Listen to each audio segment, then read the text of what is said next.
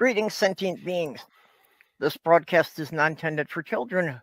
There will be strong language and adult themes.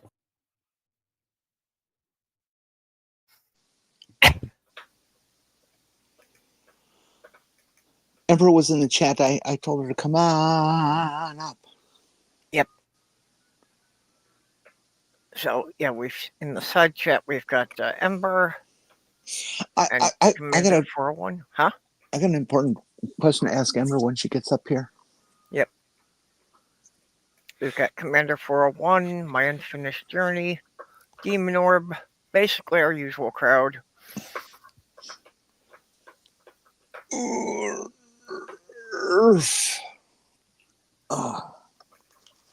Yeah, I can hear that. Hear what? The creaks and the groans. Oh. I want to know what the biological mechanism that as you get older, you start to grunt and things. You know, completely unmotivated or unintentionally, you just move and you groan. It's so attractive. Yeah, I just assumed it was because my joints are wearing out, so it's, a bit uncomfortable to move as easily as I used to. Well, sure, but I used to have that when I was a kid too, but I didn't grunt. Yep. Yeah. Ember and Commander, I dropped you links on Discord. Come on, Amber, get up here. I got an important question to ask you and embarrass you in front of the entire chat. No, I won't embarrass. It's not embarrassing at all. And the Unfinished Journey, if you ever want to join us, let me know.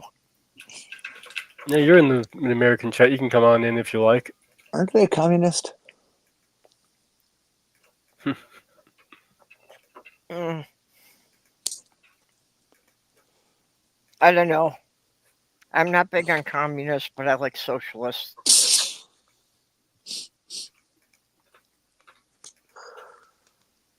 I'm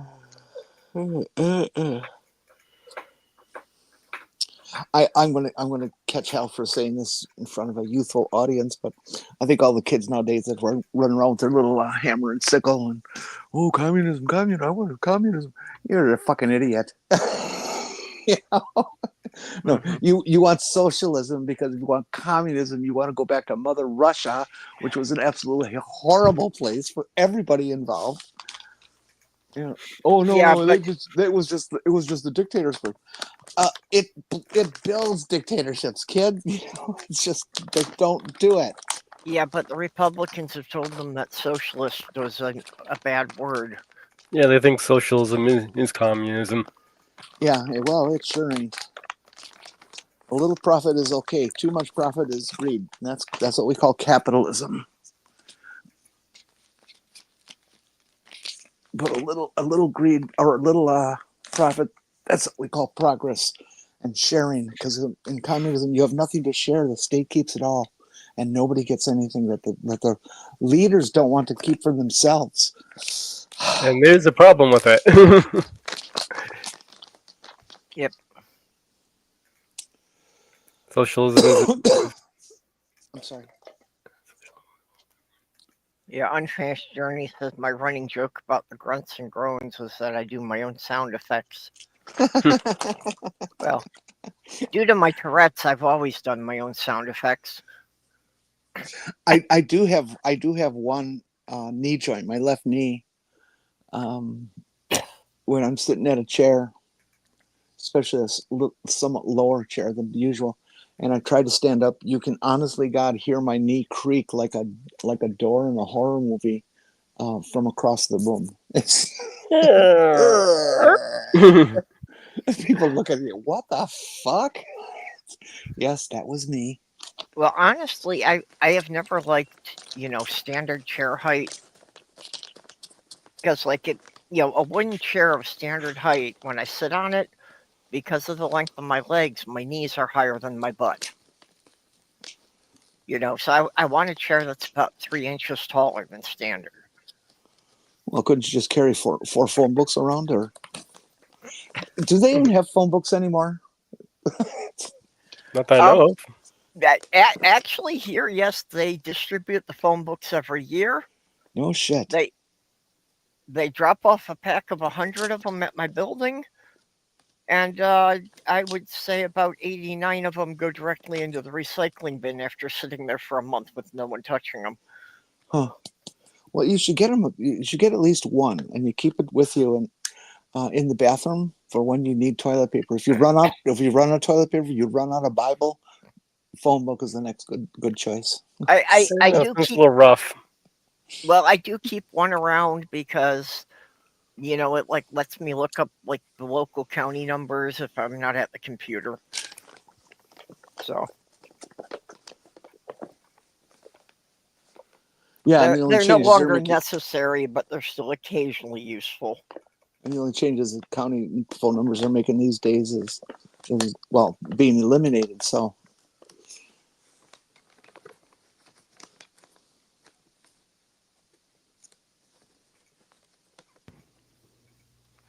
It is interesting now that with cell phones, you can keep your same phone number even if you move to a different state. mhm. So it's like area codes have become pointless. No, they haven't. Try to have an out of your area phone number like I do, and try to call anywhere without adding the area code for where you actually are physically standing. You still have to add the area. Actually, around here, you have to add the area code even within local areas. Oh yeah, okay. So you have a real busy Yeah. area. Well, They I've changed got that a few years ago. my main phone. I had to get one with a local number, just because the door system for the building did not use an area code. So I had to have the same area code as the building, otherwise I couldn't, let people in the front door.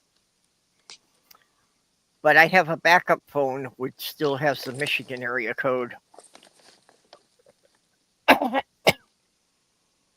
Mostly I use that one for my family.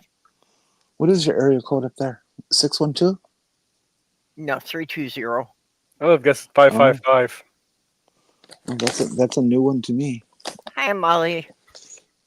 In Milwaukee, when this happened before cell phones, when they ran on numbers, they just designated Milwaukee County 414 and divided up the rest of the state into add another number to them. Milwaukee is pure 414. So I am special because I have my Milwaukee area code yet. If you missed the Yeah. joke, 555 isn't the real area code. It's usually what they use in movies. Mm-hmm. And we have Although, a purpose. go ahead and try and dial it sometime. And everybody remember 844-1414? No, I don't remember what that one's from. Maybe it was different where you guys were. 844-1414 was to call, and the phone company says, at the tone, the time will be blah, blah, blah, blah. Beep. Yep. I remember using that. I just didn't remember the number for it. Well, it still exists, at least on my Milwaukee area code phone.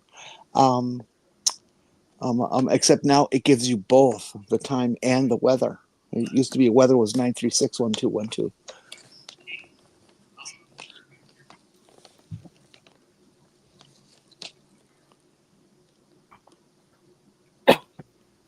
Yeah, I was living in St. Paul back when they split the Twin Cities area codes. And they gave Minneapolis the 612, the original area code. And I really thought that was a mistake. I thought they should have let St. Paul keep it, because that would have saved the state I don't know how much money about not having to reprint all of their information, since the capital was in St. Paul. Well, too bad. It's just the way it goes. Yeah. Hello, Porpoise. How are you doing today? Hello. Borp the dorp. No, that doesn't work. Perp the derp works, but porp the derp doesn't. Pork de Dorp sounds like the Yeah, Swedish neither of chef. them work. Sorry, neither of them work. No, Pork perp de the Dorp sounds like the Swedish chef to me. Oh, it does. Perp the derp the derp the derp the derp porp the derp. You know, when the Muppet Show played in Sweden, not making this up, but when the Muppet Show played in Sweden, they had to say that he was the Norwegian chef. Oh, really? Yep. Oh, yeah, I heard about that. Why? Why? Because they would be mad at them, or Yeah, because they thought that the Swedish people would be upset about him being a bad stereotype. oh, But okay. they Well, figured that Sweden would be happy about a bad stereotype of Norwegians. well, why not? Everybody else is. No, so it's sort of like the whole New York Jersey thing, huh? Yep. See, but that wouldn't work because then if it's going to be a Swedish chef, you can't be a Swedish chef. You'd have to be Oli. You know, Oli, Oli, Yep. Oli and Lena. And my favorite little Norwegian breakfast nook in Rushford that is called Norski Lefsa. They sell Oli and Lena joke books. they're $5 a piece. They look like they're about, I don't know, 50, 60, 70 pages maybe. And there's 7 of them now. Number 1, number 2, through 7. Mm-hmm. And I opened one. Not one of the jokes was funny, so I didn't buy it. But I've seen those in a number of stores in Minneapolis. I imagine you can also get them at the one of the funniest stores I've ever heard of. When I first started coming up here to in Red Wing, Minnesota, there's right in the corner there the Ufta shop, and it's been there for 50 years, so it must be selling something people want. Mm-hmm. Bad jokes? Wait. I got bored watching the world turn. After 24 hours, I called it a day.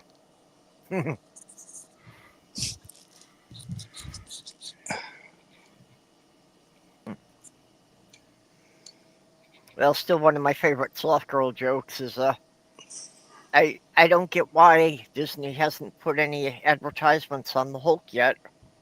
He's really just a giant banner. Ugh. Well, not the worst joke I've heard today. Say that again, please. I don't know why Disney hasn't put advertisements on the Hulk. He's really just a giant banner. Oh, okay. Banner, David Banner. David Bruce Banner. Yeah. Yeah, okay. Sorry. It was a fine I joke. have I wondered. was the dark.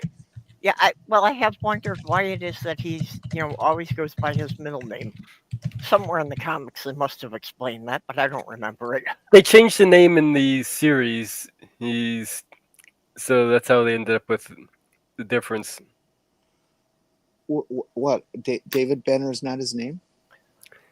Yeah, in the comics he was Bruce Banner, and then in the series he was David Banner, and then they kind of split the difference. David Bruce Banner.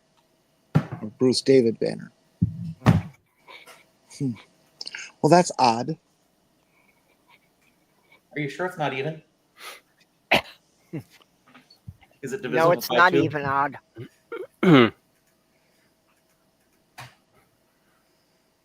No, Well, it's go even. ahead, Molly. Hit us with some of your jokes. It's even. I'm odd. There's an Ember. Ember. Where's Ember? I don't see Ember yet. There. Oh Whoa. my God, there she is. Oh my God, that's Ember. How you Ember, feeling? How you doing? I've been better, but I've been worse too. Come on. What the hell happened? I've only been able to pick up bits and pieces. Were you in a vehicle accident? No? Your Okay, GoFundMe campaign and such. Yeah. Oh, Yeah. that's a very, very, very long story. How to summarize? On January 30th, I got attacked by a person whom I believe, but I cannot prove, sent me death threats beforehand. And I was in the hospital for days after that. Really? And separate from that, my work had been torturing me for over a year until it eventually developed into an anxiety issue, making it incredibly hard and painful to drive. And that eventually caused such significant physical illness that I was hospitalized for that too. And I still can't stop fucking bleeding, which is frustrating more than painful, but also painful. And there's other issues besides. I ended up losing my job because they forced me out over that nonsense. And I have 5 figures of medical bills so far. Hooray. That's the very abridged version. Folks on the chat, Ember, I hope you post your GoFundMe, and I hope the folks in the chat can do their best to please help. That's an awful situation. Look, folks, I lost my home and everything because of medical bills. Do not let this happen to Ember, please. Well, the good news is on the housing that I rent. I really need. I mean, it pluses and minuses, but we're all relatively good friends. I don't think they're going to kick me out if I'm late or miss a month or something.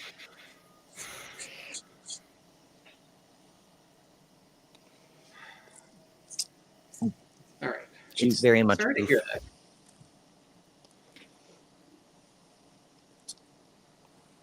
A pig with a dinosaur. A what? A pig? Oh, what do you get with a pig with a dinosaur? Bacon Rex?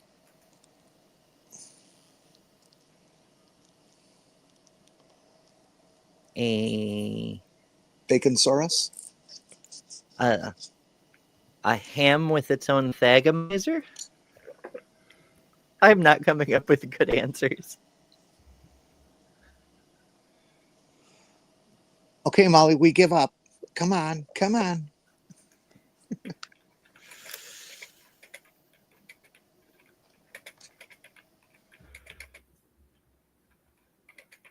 Thank you, Demon Orb. I've seen a few people have already sent donations. I appreciate it very much. I haven't figured out how to do like a thank you sort of thing.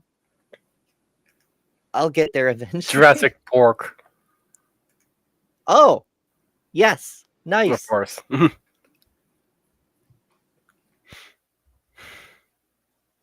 Oh, right. We're in StreamYard. I can just see the comments in the same window. Yes.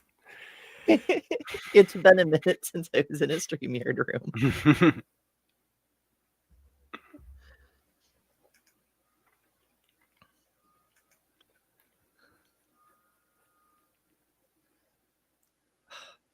Well, let me know if you need a hand with your stream or something for. Like, I'm assuming it's going to be for promoting your GoFundMe. Oh, you mean the link? Let's see. I can find that. I keep all my links for easy access on betterthanember.com. But that specific link I can put once I get back to the chat window. I was shouting you out during my Sunday show, along with somebody else goes by name Scooby Pup, who's the people who they're renting from jacked up their rent, like doubling it. Ooh. So they got him on a contract, and they doubled the rent, so they can't afford it, and they're like on disability, and looking at getting evicted if they can't get the money up. So right now they're just trying to get enough to stay in there for now, and then they'll be looking for another place to live. That's the way to go for sure, especially when you're renting. I had something like that happen when I got a mortgage. through Wells Fargo, and I don't mind saying so because they lost the largest lawsuit in New York State history over it. So it's a matter of settled law that they committed extreme fraud. But we had a signed mortgage contract, and then they doubled the payment, and then they doubled the payment, and then they doubled the payment. And you don't have to be sinister porpoise to realize that continuous doubling eventually makes you very out of money very quickly. And they did that to a few million people, and they just drove us out of our homes and kept the equity. Well, that's kind of their thing, isn't it? Wells Fargo has a really bad reputation.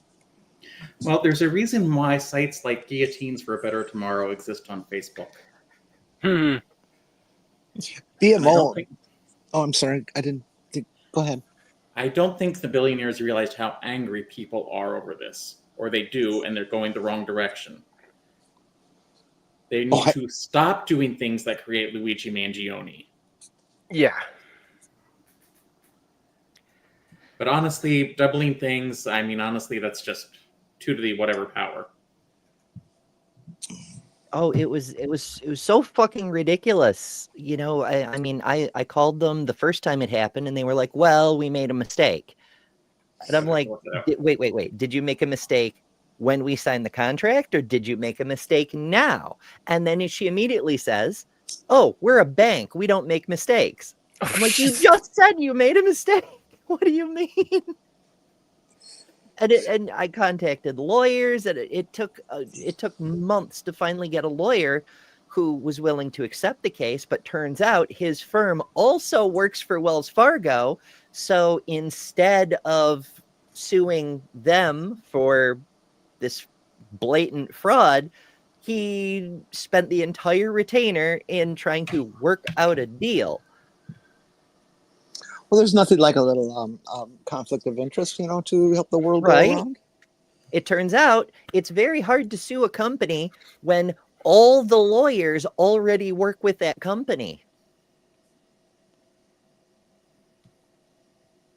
Shouldn't the lawyer have told you that in the first consultation, that he couldn't take the case because it would be a conflict of interest?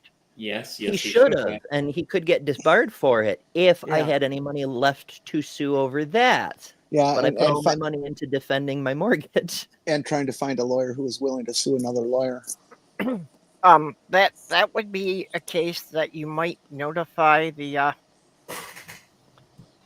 American Civil Liberties Union about, because they might be interested. Is a little bit of a sticky wicket. They're only interested in cases that will make national headlines and shit, so that they can get nominated. Yeah. Well, besides, this already was adjudicated since your experience, hasn't it? Then, for heaven's sake.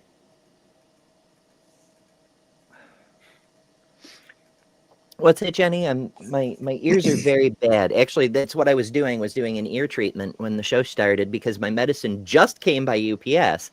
That's another issue I have going on that's completely separate from the other stuff, but my ears are nearly swollen shut, and I just got medicine, so hopefully it gets better soon. But for right now, my hearing sucks. I have a somewhat dull drill bit I'll send you.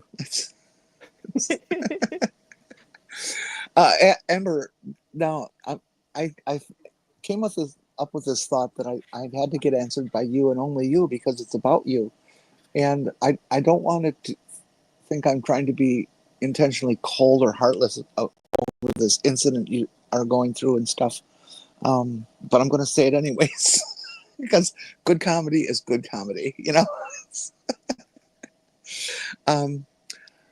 Amber, my dear, if you were to pass on tomorrow, is it set in your will to change your name to Ash? Actually, that crossed my mind. Oh, good! You're sick as I am. Put on the tombstone Ashes. Or better yet, have a stone tombstone, and they chisel in your name, Ember Personal, and then they cross it out and in chiseling and write Ash below it. No, if I have a tombstone, I want to read "You're next." Yeah. Now, see that when Ember first came in, I was trying to make a joke, and somebody was talking over me. That Jenny said it was a little Ember, and I was going to ask, if we blow on her gently, then is she going to become a full raging flame? Sure, just don't do it in the forest. Smokey will be I very mean, I don't upset. think we can do that on YouTube, but Well, you left the art protest too early. If you had Different kind of stayed blowing, another I night, I would have had a chance to there. One of the great things about being an asexual is all the sex jokes I have to pretend to get. You're a devout asexual. I'm an let's see, what would that be? An asexual. I believe the term is incel, which no one wants to identify with that. Yeah, unfortunately, the term has been corrupted. Yeah, it was co-opted. That's not how it's used now. Is not how it was intended to be used. Yeah. Well, I've decided I can't call myself even the female version of an incel because it's not involuntary. It seems to be at this point in society decided it's obligatory for me to never have sex again in my life. So Yeah, it's okay. It's not that great anyway. it is when I'm the pilot. It's Yeah, that's called masturbation. shh, don't say that word. God, all those religious righties are going to come and get mad. There really are groups that are trying to end masturbation through Yes. law. I can believe it. Through yeah. law. Yeah, there are some fanatical religious people who just think that you are somehow harming God by doing it. Yeah. And let me guess, they're all on the right. well, of course. Yes, as a You're matter of fact, they pissing are. off their invisible friend who only talks to them and tells them how you have to live. But he's all powerful, but they need to pass a law to stop you. Yeah, But he's all powerful. Yeah. If your Sky Daddy was really all powerful, I'm sure your Sky Daddy could have sent me a telegram or something. Yeah, it's funny how their all-powerful God needs so many people to protect him from getting his feelings hurt. It's my universe, and you're fucking it up. You're letting those people who have sex hang around. They keep telling me I should just try to have a relationship with Jesus. I did try, but he never called. He never wrote. I guess he just wasn't that into me. Oh yeah, okay. It's Jesus time. I mean, in fairness, he is a much older man. Yeah. That's okay. I'm pretty sure Jesus was ace too. If not ace, he was something else. You need to hang around with 12 men. Oh, hi, And a Tori. prostitute. See, I mean, there is that passage in Matthew where he got caught in his tent with a naked boy. Oh, and they put that in the propaganda piece, so Oh, that's where priests learn how to do that. It's the criterion of embarrassment. That would be no, that wouldn't be the opposite. That would be the exact opposite of incel. That would be a fundamentalist preacher behavior right there. Yes, they certainly do fill the jail cells, don't they? Oh my goodness! That's why all these criminals can find Jesus while they're in prison. Mm-hmm. Like, hey, what you doing? You want to get down with the Holy Spirit? So today is Dress Syndrome Day. What's up with that? I have no idea. You're gonna have to explain this, Purple. What does D.R.E.S.S stand for? Purple. It's your thing. Well, it's actually not my thing, and honestly, this is something I didn't know about until I was going to set up the stream. So,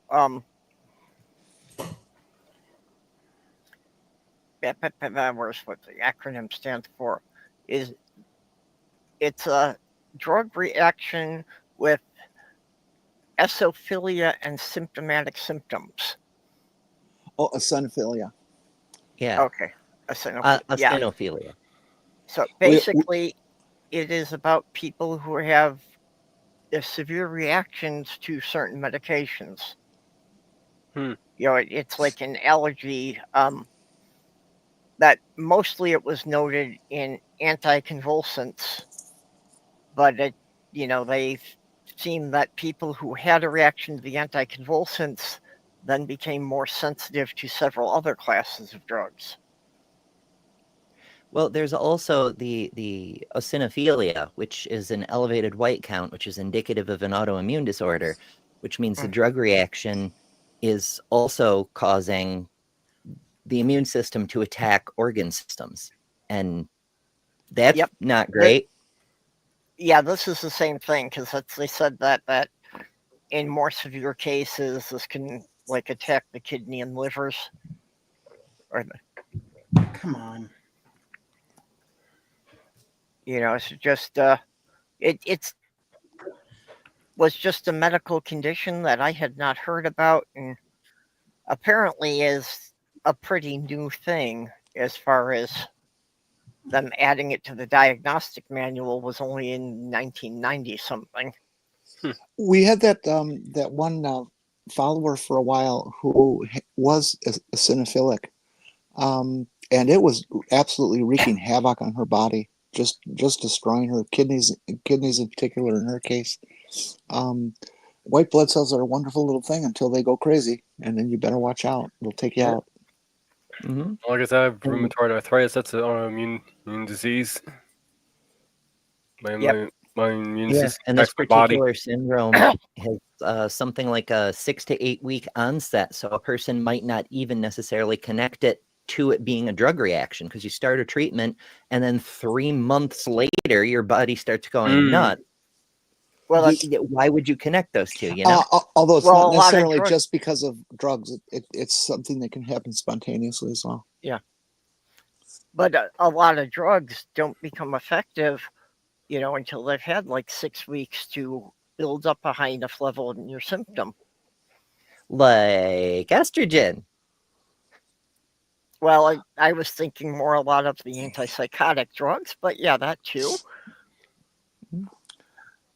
I figured that and the acronym is why you picked it, because it's a thing that can potentially affect our community.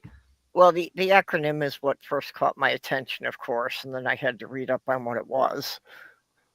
And for those in YouTube who got to see the screen, it's such a lovely dress. On the thumbnail? Yeah.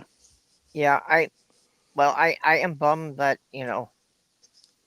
I had to still be presenting male when I went to prom, and I have, at some point I have to have at least one occasion where I can wear a completely impractical dress to go to a dance. There really should be a concerted effort with, I think, every LGBTQ center around the country in each individual city to create that event for their members. It's something that we all probably went through on some level. Yeah. And I mean, I never even got to go to prom at all, much less the prom I wanted to. Mm-hmm. Yeah, queer proms are quite a thing in places where they have them. They tend to sell out completely because so many people never got that experience. Mm-hmm. I would go in a minute if I would do whatever I had to do to afford to go.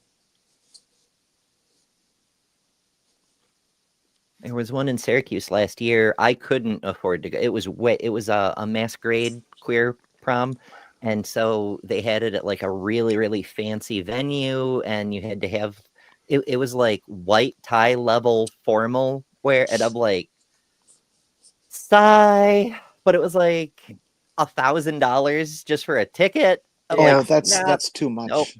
Nope. That's too much. They need to read the room and notice that their constituency is not all rich.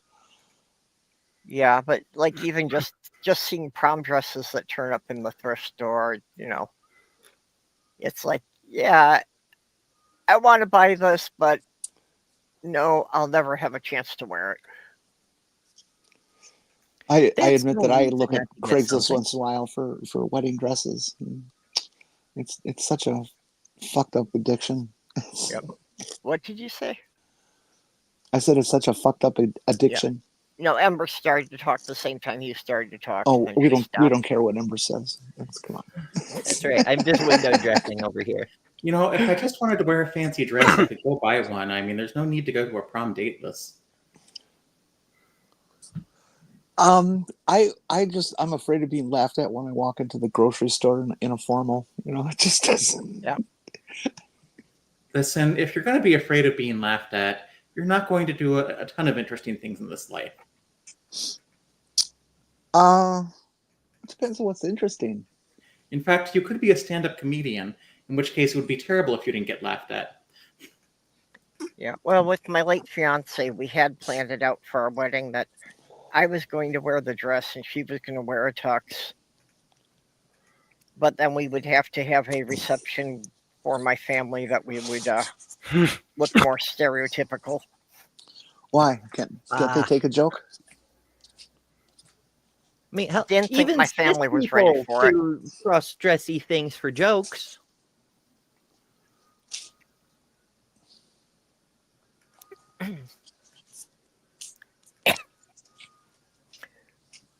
Oh.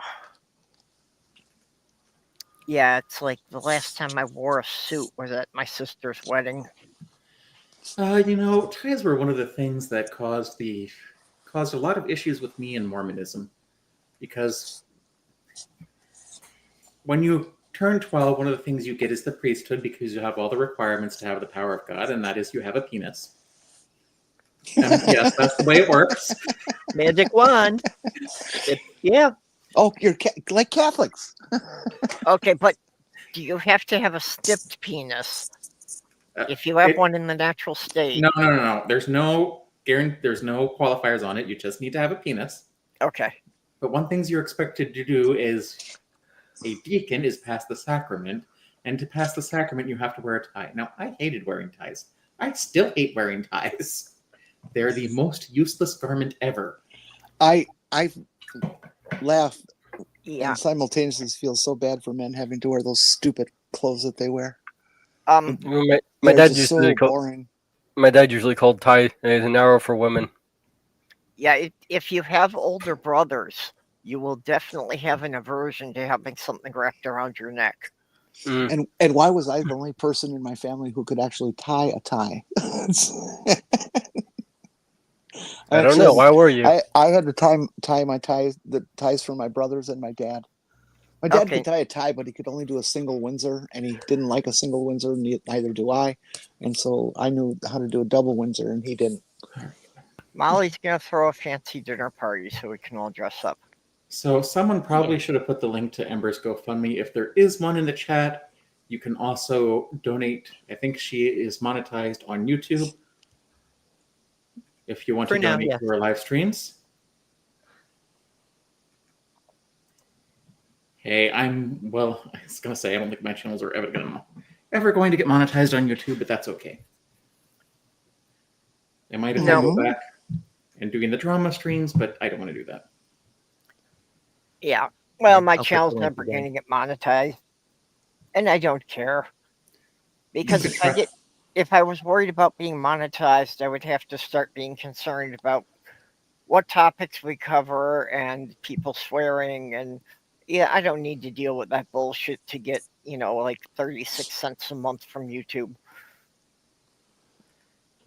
On some of the better months, I make like $1.98. Yeah. Hey, baby, take me out for dinner, would you? I know. I'll bring my own peanut butter and get corn dogs. That's actually what I've heard from some creators who even have 50,000 subscribers, was that the monetization on YouTube is really only a couple bucks a month. the money for it is usually in the super chats. It's in super stickers and live streams. Yeah, of which YouTube takes what, like 30% of the money. Yep, Yeah. 30%. Also Yeah, membership. But if you pull in 1 million, 30% is a lot, but 60% is a whole lot too. You know, there's people who make their living off of YouTube. You can't deny that. Oh yeah. Well, for sure. Well, you have people getting, you get pretty standard, $5, $10, or $2 here and there. It adds up. I have a friend named Linnea who she started doing stuff on TikTok as like she has a complex story, but let's just call her a wedding photographer for easy communication. She started telling stories as a wedding photographer and how brides can like make their weddings less chaotic, let's say. And she kind of got a little bit big, and then she made a YouTube. And she makes so much more on YouTube than she ever did on TikTok, but she still made enough on TikTok to afford a brand new top of the line camera that I happen to know cost $2,000 at the time. That's pretty decent for TikTok. And she makes more than that on YouTube. I don't know exactly what she makes, but she says it's more. And I think it's wonderful that there's such a mechanism out there for people. Yeah, YouTube's got a lot of annoyances Issues. about it and stuff, but there are people who are making shitloads of money both on TikTok and YouTube, and it's just the way it should be. It's just a shame that the government decided they're going to figure out some way to tax the shit out of it. Bastards. Mm-hmm. It would be really, really good if there were more monetization from the top down to the creators who are making so much money for these platforms, rather than it being primarily fan funding. I mean, fan funding is fantastic. I wish YouTube didn't help itself to quite so much, but it's wonderful. But like, we're making gigantic amounts of money for the company, and the company isn't even sending whole peanuts, Yep. Oh, I'm sorry. Pardon my yawn.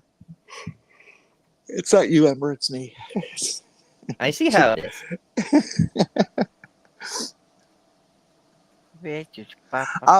Folks, I put a link in the chat. It's for my Substack.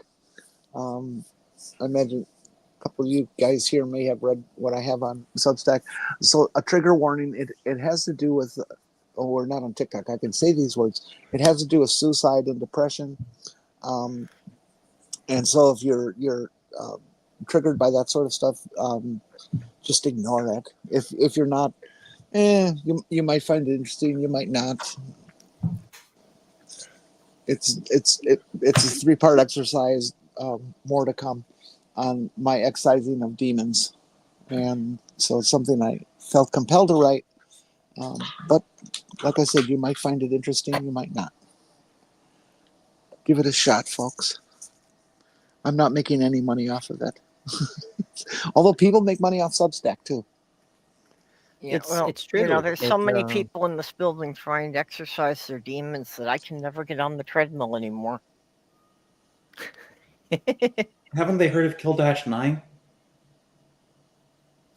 And that's how I exercise all my demons. If they're real demons, couldn't you put a treadmill on the roof or on your ceiling and tread upside down?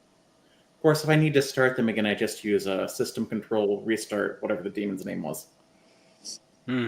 Bob. Okay, that's the next joke Noah's ever going to get, so. Oh, so the demon's your uncle? Uncle Demon. No, the demons are background processes. Now, I suppose only if somebody who is British was going to get the Bob's your uncle connection. I have a feeling I'm the only one who got your joke, Porpoise. Well, I mean, you either have to be a Linux user, Unix user, or a Mac Power user to understand that. My dad I was. figured was it a was a Linux programming reference, but I couldn't It make is the not connection. a programming reference. Not that I can't make those, but this one's system administration.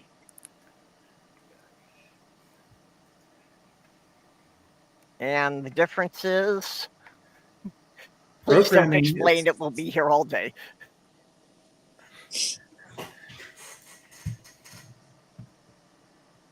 It's okay. I still have a bunch of jokes that I will continue to make. Well, programming Even is though there were only 3 people in the world who would ever get them, and now that Slothgirl's gone, there's only 2 people, and I'm one of them. Programming is when you're creating a new program. System administration is when you're using already existing programs to do system-related tasks, like end background processes.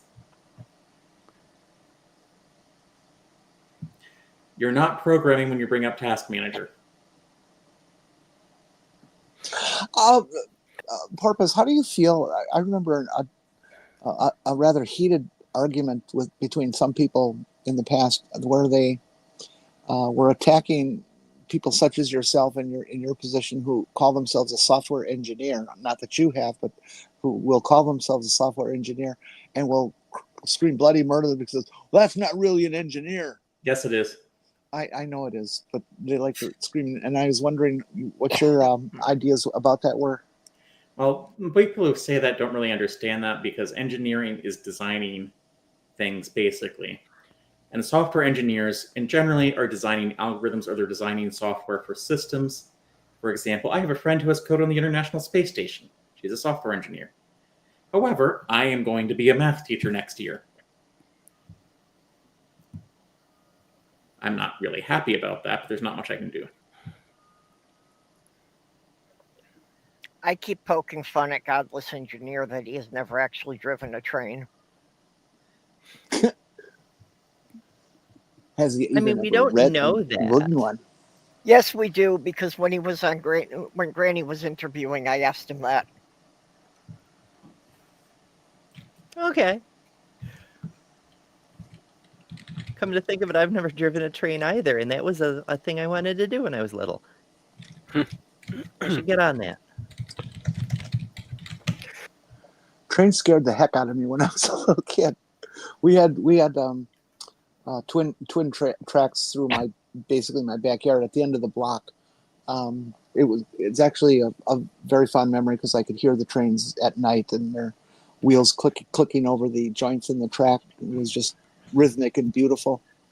But they were, when you were close to the track, they were so big, so fucking scary. They're so loud, and you could feel the earth rumble and all this stuff. And the engineer would be waving you to get the hell away from the tracks, Oh. because we were busy putting our pennies on the track to get them flattened.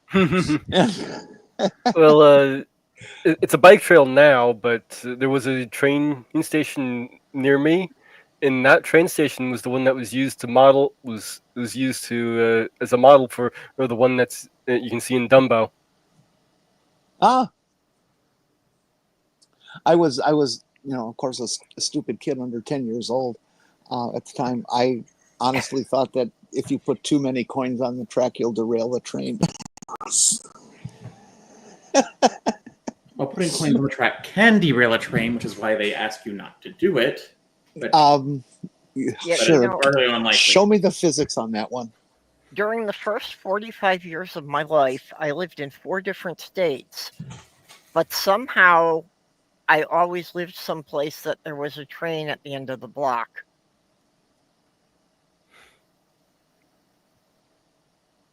Well, were you living on the right side of the tracks or the wrong side of the tracks? Well, in St. Paul, it was definitely the wrong side of the tracks for my daughter. Yeah. Because, they said that she had to walk to school because the way they did it was putting a compass on the map, and drawing a circle, a 1 mile radius around the school. And anybody in that radius had to walk. But for her, the walk was more than a mile, because she had to go a quarter mile the opposite direction to go to a place where she could cross the tracks safely and then walk a mile to the school. Oh, man. What I love is that John Dillinger is associated with where I live now, and the way he's associated with it is that he would never rob a bank in this town. And the reason for that is because every exit out of town had a railroad track across it. What does that mean? It could I.e., foil it an was a freight escape. train stuck behind a train. Yeah. That's actually not that bad of an idea, actually. Yeah, I have been late for a lot of appointments because I had to wait for the freight train that comes through town here. One time I was more than an hour late because, I was still a full block back, so I couldn't really see what was going on. But the freight train was stopped at the crossing, and there were 3 fire trucks there. So I don't know what that was, but I know that couldn't have been a good thing. Usually not. I had one of those fathers who was kind of like a Cliff Clavin from Cheers, that he thought he knew everything because he had these little tidbits in his brain. As I grew older, I realized that 3/4 of those tidbits were made up. So, like, I had to forget all of it to understand physics at all. But I asked him once when we were stuck in a car at a crossing, and the train wasn't moving; it was just sitting there. And my dad says, "Well, they do that to divert traffic, to make traffic go to a different route." It's like, oh, okay, well, that makes sense. Nobody can get through a train, Dad. Okay, Oh. Amber, we had a question for you from My Unfinished Journey. Was asking if the part of the GoFundMe was for legal expenses. No, the GoFundMe is exclusively for medical expenses, not for any of my projects, not for any of the nonprofits I work with, not for anything I'd like to do. It's just the medical expenses.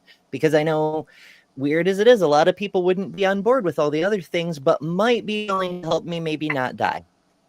So I made it specifically for that. That's a good idea, Well, actually.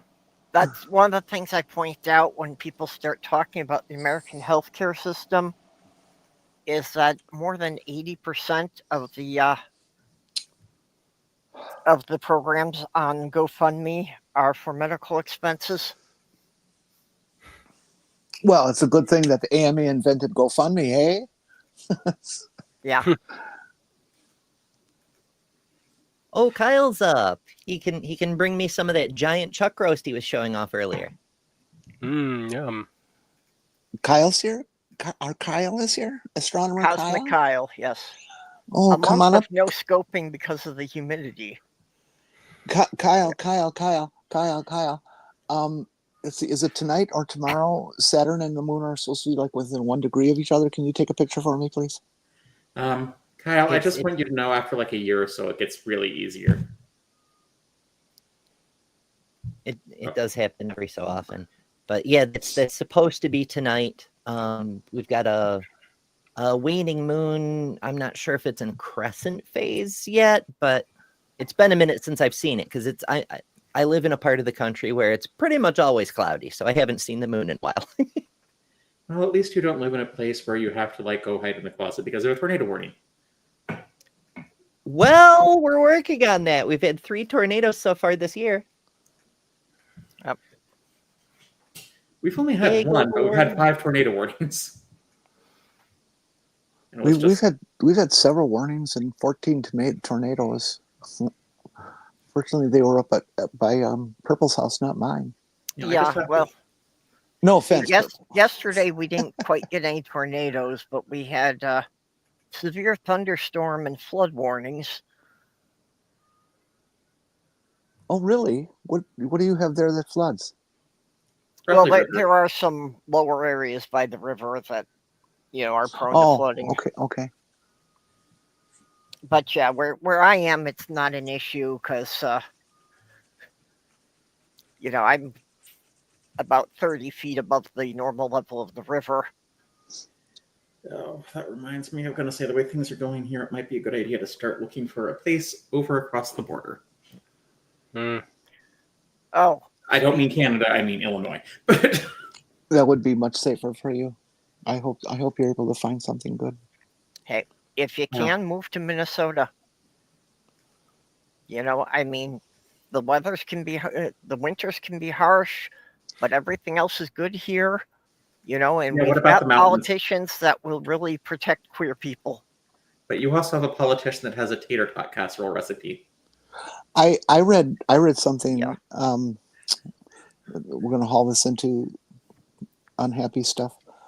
There are reports of down at Alligator Alcatraz. That's where they're deciding to start putting trans people. And the thing that's happening is when they are abducted is there is no record of them whatsoever. Yeah. The problem is that's a rumor. Well, I can't say it's not going to happen, but don't buy into the paranoia yet. The thing is, Trump seems to be focused on immigrants, and it is not going as well as he hoped. Yeah, actually, his support among his base is falling off because of the immigrant policies. and the Epstein files are really getting him in trouble. Well, yeah, the MAGA still can't accept that he's in them. I mean, he's part of it. He's they're arguing like you got such bad advice from so and so. This is my unfinished journey. Unless it's Pennsylvania Dutch food, it's not real food.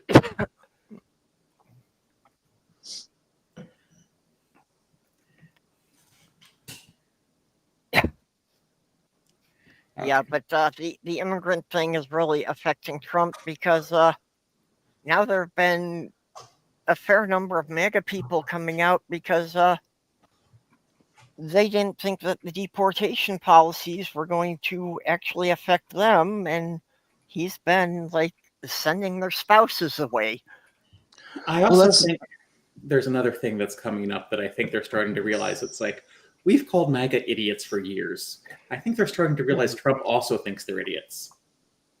Well, he In says fairness, much. Trump himself is also an idiot, but Yeah. Let's I keep think Trump has been breaking down more and more in public. Well, Jenny was saying something. There's a photo that's going around of Trump right now, and him and Melania,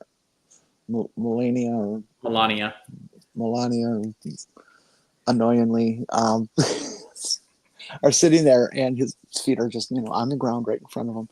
And somebody zoomed into the picture, and his ankles are swollen beyond the size of his feet.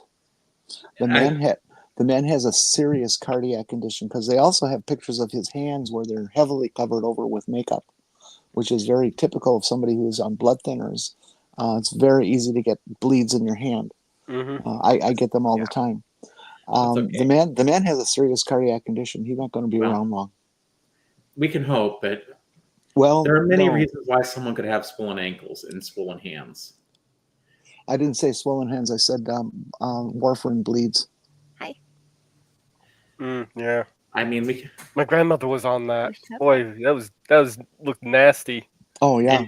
Yes, I'd rather have J.D. Vance than Donald Trump because one, MAGA is going to infight over who's in charge. Where did J.D. Vance come from? Ohio. Other than Ohio, politically? It doesn't matter. J.D. Yes, it does. J.D. The point I'm trying to make. Yeah. Okay, Let me finish. MAGA is going to infight over who's in charge.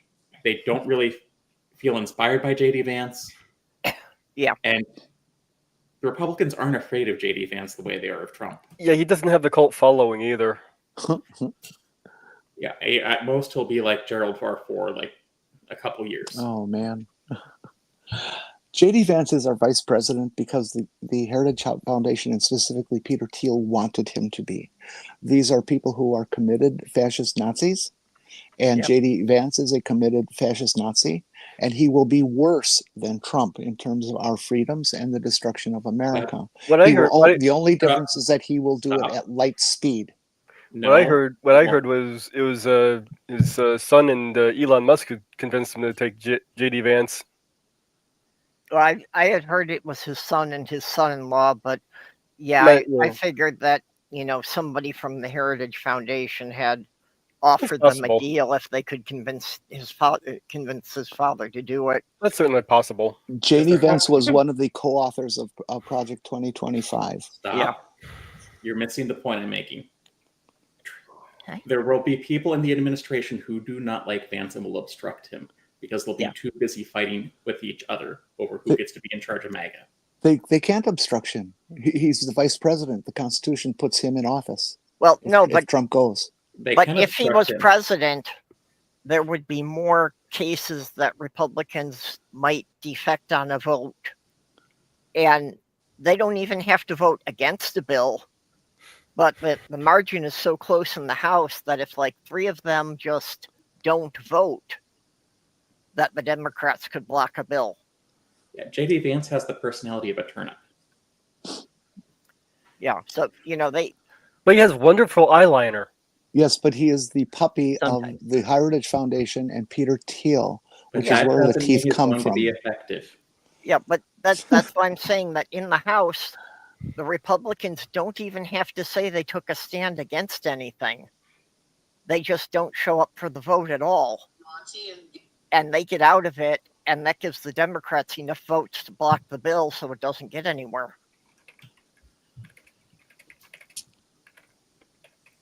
We are forgetting how a dictatorship works. Yeah, but he Yeah. won't be a dictatorship. No one's going to allow that with Vance. People might allow that with Trump because it has a cult following. It's already done. The dictatorship is here. No, it isn't here yet. It's not full on yet. So if we can keep things destabilized until if we can still get a midterm election.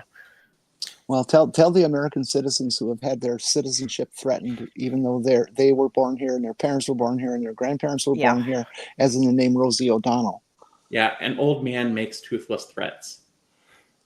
Well, Old man's they're not, toothless threats makes lots of trouble. yeah, they're not toothless with his ice Gestapo. But he's been told by the courts he can't do this. So what? You think he doesn't listen to the courts? He half listens to them. He listens to them if he wants to. But I do think J.D. Vance will be better simply because he doesn't have the cult of personality. Yeah, that's a good point. I think you're correct that the Republicans will be split with J.D. Vance, so he won't get as much push through as fast. And speaking of people getting just an extremely emotional scene here. The minute that we arrived outside Glass House Farms, we met a sister and a wife of a man who works as a security guard here, George D.R.E.S.S. He is a disabled U.S. veteran. He is a U.S. citizen, and they are desperately looking for him. They basically disappeared this guy.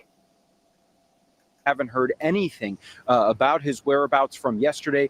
They do say that he was taken in the raid. We want to show you a picture of 25-year-old George D.R.E.S.S, a U.S. Army veteran who his family again says is disabled. They saw via Air 7 yesterday that he was trying to leave the scene in his white vehicle. Take a listen to what his sister and then his wife told us.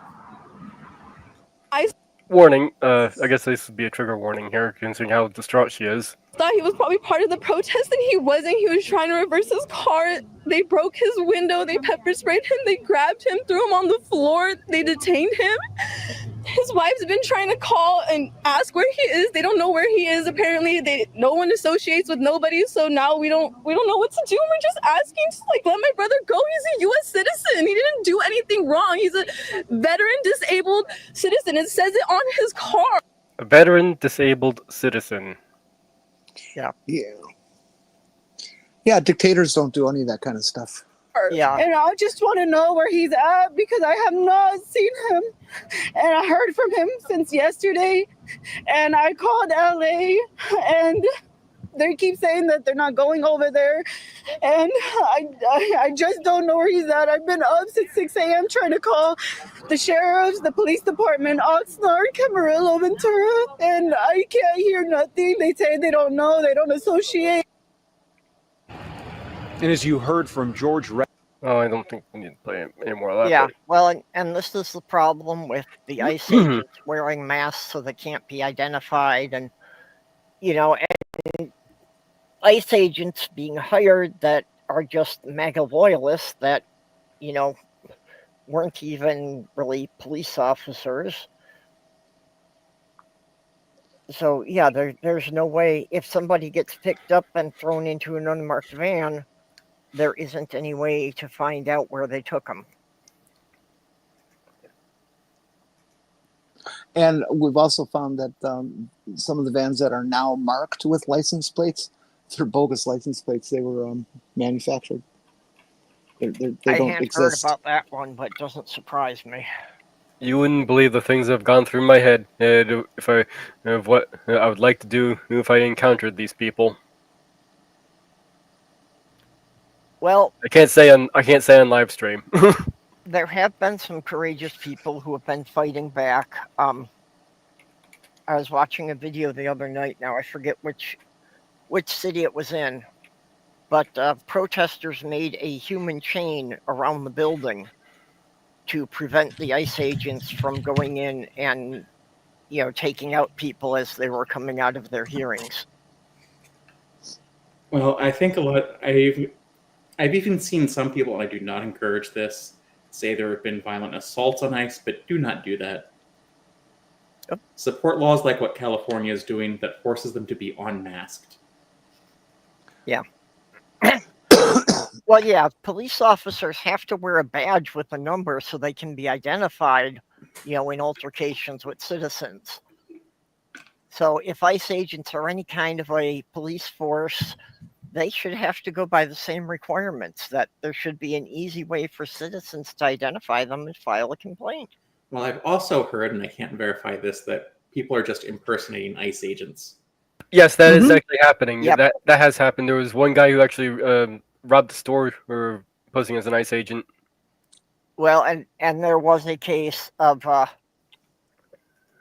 guy that just got convicted who was one of the Proud Boys because he was posing as an ICE agent, and they got a tip that he was planning a kidnapping. So if you're going to call yourself... Sorry, has anyone watched the comedian Cliff Cash? He brings up an excellent point about the Proud Boys. If you're going to be such an anti-gay group... Yeah, I get the joke right there. Name. Yeah. That guy is really funny. Well, that's just like the ones who called themselves teabaggers in the 80s. 90s. Or sorry, early 2000s. Yeah, well, 90s or late 90s, early 2000s, yeah. Okay, yeah, I was thinking it was starting at the end of the Reagan era, but I No, still teabag- call them teabaggers. yeah. The Tea Party was later than that. Yeah, okay. I didn't quite remember when they started the Tea Party. But yeah, that's, these days it's simple. If you're going to form a group or an organization, get some suggestions for names, Google each of the names and see what comes up before you choose one.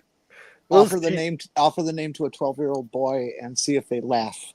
Yeah, there you go. kind of like the evil overlord rules.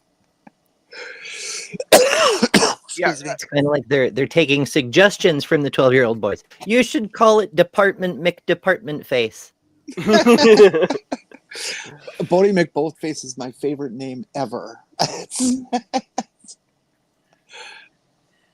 If they were going to let the internet have a naming test, they had to go with that one. It should have been Bodie McBoatface.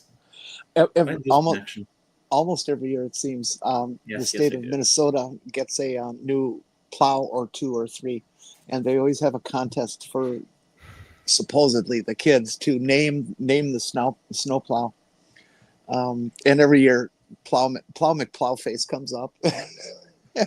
It's like a evil overlord rule number 12 of one of my advisors will be an average 5-year-old child. Any flaws in my plan and that he is able to spot that will be corrected before implementation. My favorite is death is not too good for my enemies. Yeah, that's a good one too. Yeah. I gotta go potty. I'll be back. Assuming I don't fall in.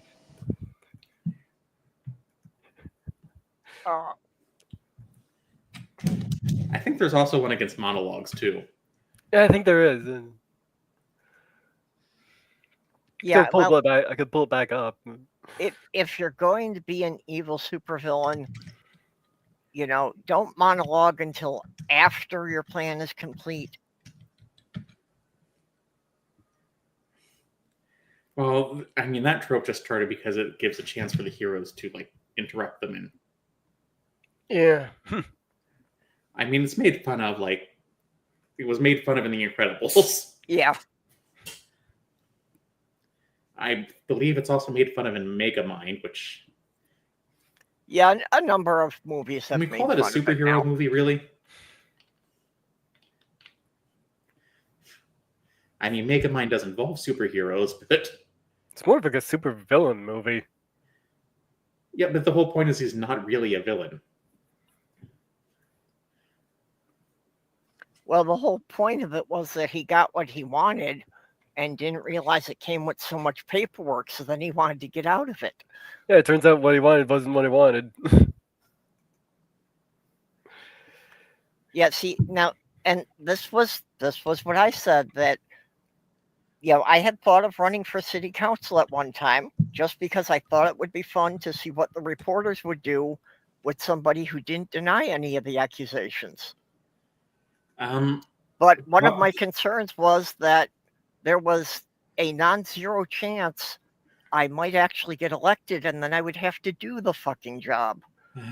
Probably what I did, just take down your answer, think you're lying to me, and not question it unless it was egregious. Well, no, I was thinking of things like, does your partner know there's naked pictures of you on the internet? And I would be like, well, who do you think took the pictures? So kind of like how Trump got in office his first term. Just ran and then wasn't expecting to win. I was thinking of doing that back in the 90s. I'm sure Jenny probably has a better depth on this than I do, but it's hard to find a journalist who isn't cynical after a couple of years of covering local content. Yep. And I was thinking that in the 90s when I was living in St. Paul. Quite frankly, local meetings are just so goddamn boring in the first place. Oh, yeah. No, go ahead. Your locality, I suppose. Yeah, I went to some of the St. Paul town hall meetings or city council meetings, and some of the people there were there for really ridiculous stuff, like complaining about that their neighborhood didn't have high enough curbs. I to follow up with what you just mentioned there, Purpose. I don't believe that objectivity exists. I believe that there's people who can fake objectivity better than others, but I do not believe that any human being is objective about anything ever, anytime. That's just one of the. I was going to say that's one of the first lessons you learn in journalism 101. It sure the hell is. Yeah, Marcia McLuhan said it. I would agree with you that nobody can be completely objective. Their emotions are going to come into it at some point. That's well, why I don't think it's so much emotions as perspective, biases. Like you can try to be aware of your biases, but by definition, a blind spot is something you're not aware of. So occasionally shit's going to slip through, as long as you're a human anyway. Any politician, go ahead. A lot of people think a journalist's job is to confirm their bias. And that's where the issue comes in modern times. As a journalist, my job wasn't to confirm your bias. It was to try to hide my own as much as possible. I mean, you can't be truly objective, but you can try to be more objective. Any politician that says that they're going to run for office and, oh no, my religion will not come into it is absolutely full of shit. We are programmed by our religion when we are children, little bitty children, without any will to say no. And it becomes part of your entire framework of life and existence. Of course, they're going to use their religious judgment to do whatever they're going to do. And this is why I loved when it was a lot shorter. You could have said every politician is full of shit. I'm a columnist. I can't say 2 words when 50 word would count, do. Yes. Listen, when you get paid by the word, you get wordy. Yep, you betcha. Well, and Jenny was a magazine columnist, so she had to fill 2 or 3 pages. No, just 1,000 words every month, $600, which was pretty good. The editor's problem to fill it with pictures and ads. 1,000 words every month, so that That's why you didn't use contractions, because don't is one word and do not was two words. No, actually, my hope was to cram as many words as I can, and so contractions help to do that. Well, cannot just- and can't isn't any savings in words, because they're both one word. What the heck was that? Cannot. Well, there's Can't. cannot, Cannot is Cannot. one word. and can't. And our words just keep getting shorter and shorter pretty soon. Maybe that's what the Australians mean when they call me. Oh, never mind. I can't say that on YouTube. Well, Yeah, that's two why words, we've got cannot. emojis. We've gone full circle and we've come back to writing in hieroglyphics. Ding, ding, ding, ding, ding. Although Simply, the cool kids today don't use emojis, as I understand. That's good, because I never understand most of them, and especially if I'm looking at them on the cell phone screen, I can't even identify what half of them are.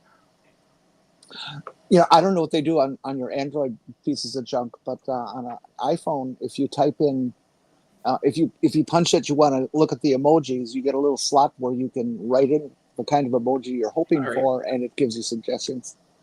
First off, let's not go with. First off, Android is open source. That automatically makes it superior to any Apple product. Okay. Although it is tied with Google, which. That's the whole issue. And secondly, they're not really that much different. One's free BSD under the hood, the other is Linux. The only reason to prefer Apple over Android is you have more money. Yeah, but I mean, like, Yeah, and when I'm a rich person. Everyone knows that. Yeah.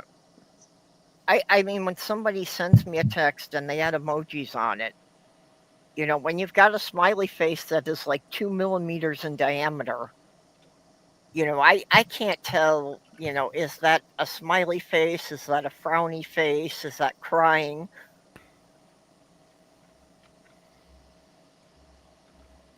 Well, that's why you type into the guide pout. Like I wrote pout once, and I wanted a pouty emoji, and they gave me suggestions, and I'm going, none of those look like a pout. I think that just means you need better glasses. Or a larger phone. With my glasses off, I'm 20/20 up close. I was watching a cartoon called Pantheon, where one of the characters at first can only communicate with emojis. Our Sounds modern day like one of the emojis. That would be funny. That sounds like a Netflix anime I've been avoiding. Actually, it wasn't that bad. It just didn't interest me. It's like, I did finally get around to watching Midnight Mass.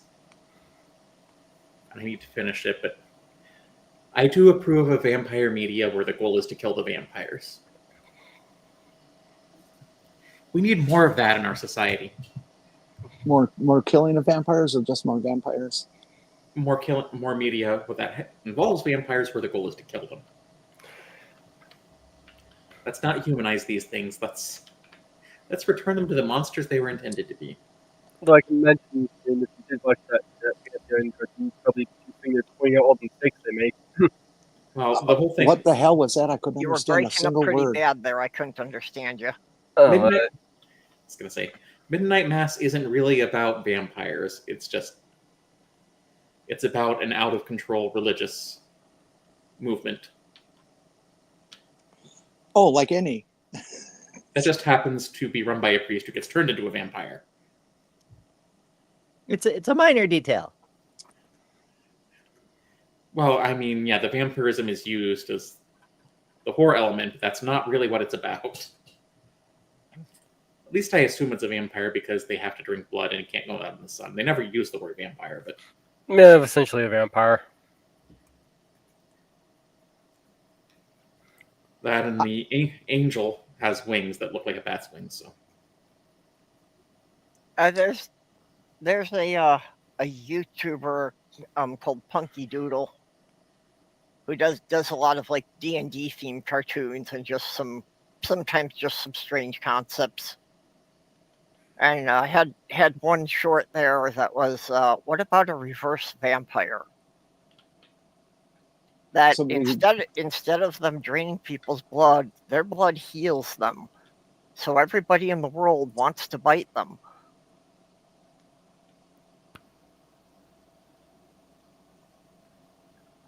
I thought maybe the opposite would be that they bite you and fill you up with blood to the point of bursting. That would really be a mess. But That would be pretty messy, yeah.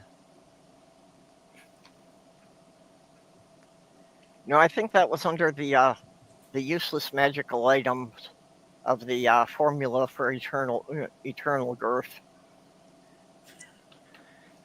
They bite you, and instead of becoming undead, you just never die. Everybody should look up Punky Doodle and watch some of the shorts. They're great. Yeah. There's Honestly. a whole series on Wizard Wars about wizards casting strange curses on each other. And there was a short about useless magical items, and one of them was the bagpipes of invisibility. That it made you invisible only for as long as you were blowing on the bagpipes. You So think your that's enemy couldn't see you, but they could hear you from miles away. oh, what's it again? Punky who? Punky Doodles. I'm sorry. Two voices. Punky Doodle. Doodle. Okay, thank you. Here, Can- I'll find a link for it. Kind of reminds me of Mystery Men, where somebody can only become invisible as long as nobody's looking at him. Well, yeah, but you find out he really does become invisible as long as no one is looking at him. He does become invisible. He can be invisible after someone looks in his direction. He just only become invisible when no one is looking at him. Boy, if I could be No, invisible, he'll become visible if somebody looks at him. if I could be invisible, my favorite thing to do would be to go into elevators and fart. I'm gonna have to watch again because I just think he can only go invisible when no one is looking at him. He can stay No, invisible. he doesn't stay invisible. I remember. I remember that. I wonder how you verify that superpower. Like, you grow up, there's something special about me, I don't know what it is. Maybe I'm Schrodinger's invisible person or something. How do you even figure that out? You know? Yeah, it makes it work for cameras. Yeah, I mean, he actually does become invisible. They show you that. Okay, there's the YouTube link for Punky Doodle's homepage. But I always wondered in the Invisible Man why they wrap him in cloth. But regarding the bagpipes of invisibility, in the game EverQuest, Bart's had one of the best speed buffs in the game, and the highest version of it gave you levitation, invisibility, and of course the speed buff. And the one thing I always wondered is you had to play a drum while using it. That sounds like a night with a pitcher of margaritas to me. It's like take away the drum, or take away the invisibility, and this makes sense in some form.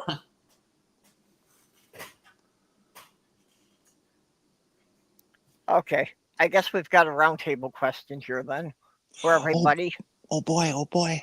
That well, just what would you do if you could become invisible? Look at the trees that I would poop in other people's pants. Yeah, no. I mean, if that floats your boat, I suppose. I don't know. I've been struggling my whole life to be less invisible. So that would be counterproductive. I don't know, maybe rob a bank. Does an invisible person have mass?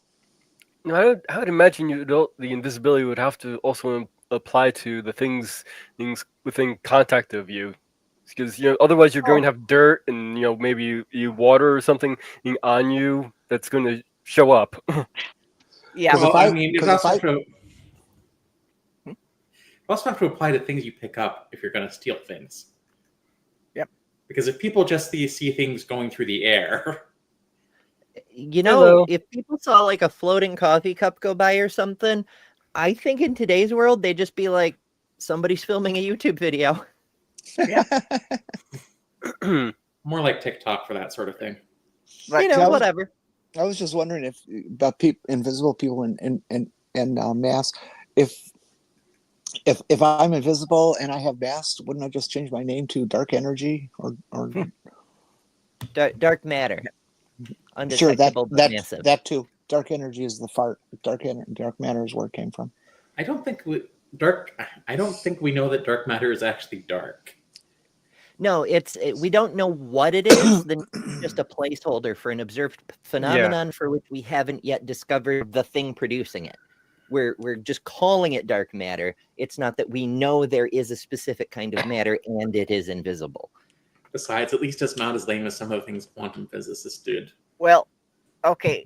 Did you know that to balance it out with the dark matter, that they have also theorized another form called doesn't matter, which would have no effect on anything? Weak neutrinos. That would be like a So, preacher at an atheist convention. Yeah, we have Molly joining us live. So Molly. everybody say hello to my friend Molly. Hello. Hi, Molly. Thank you for taking such good care of Purple for us. Yes. I Yeah, sure we're try. taking care of each other. And her kids have adopted me as their auntie. Oh gosh, yes. Wouldn't have it any other way.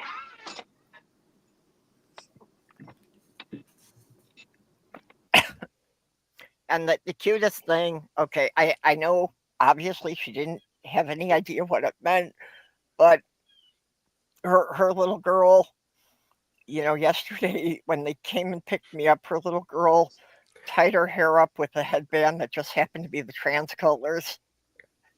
And Oh yeah. well, and it's like just she was so proud that she did it all by herself. Man, it was so cute. Yeah. She was like, "Look what I did." The trans colors are a very, very attractive color combination for lots of sorts of decorating.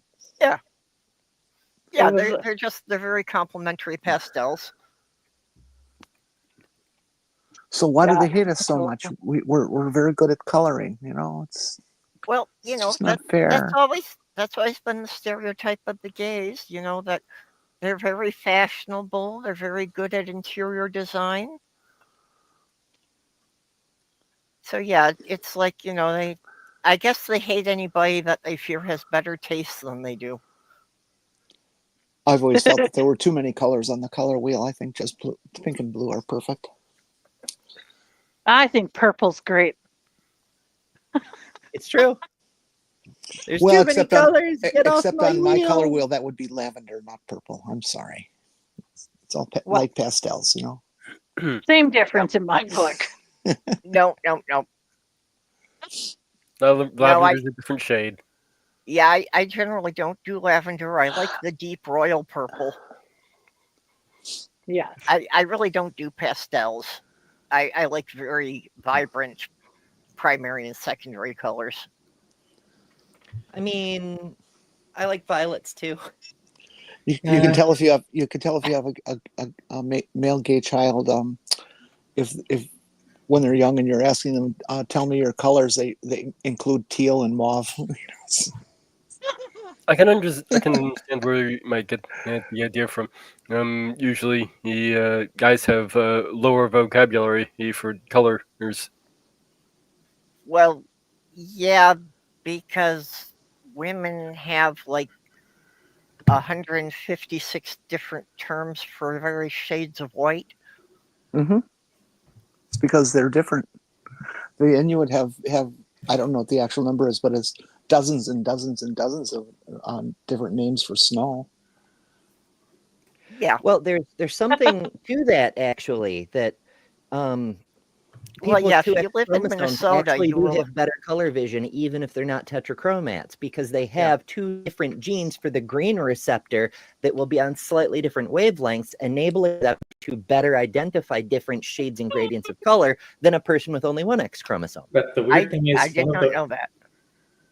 The weird thing is, one of the X chromosomes in female cells gets activated, but if I recall correctly, it's not always the same one.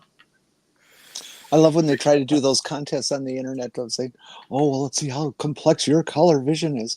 I don't care what my color vision is. The net is only capable of 256. What is it? Well, It's more than that now, but Yeah, you're limited by your monitor or whatever, the resolution of the photo, so forth. it's over 16 million.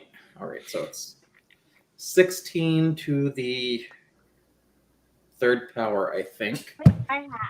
Well, even the Amiga Or sorry, computers 255 were. to the third power. The number of colors Oh. is infinite. Well, No. that's not. Well, technically, the wavelength or the number of colors a monitor can do if using the RGBT monitors will be 256 to the third power, which is 16,777,216.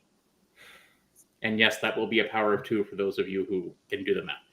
Yeah, that's digital color. Analog color is infinite. Well, actually, Well, yeah, that's more colors it than would the be technically infinite because of small increments in between, but basically the number of colors is a matter of how many wavelengths there are in the visible spectrum that we can see. That's the key. What we can see. That's the limiting factor. There are definitely colors that other animals can see that humans cannot see. Well, there's also something about that number that you may need to know. It's more colors than a human eye can actually recognize. Exactly. 8K is pushing the limit.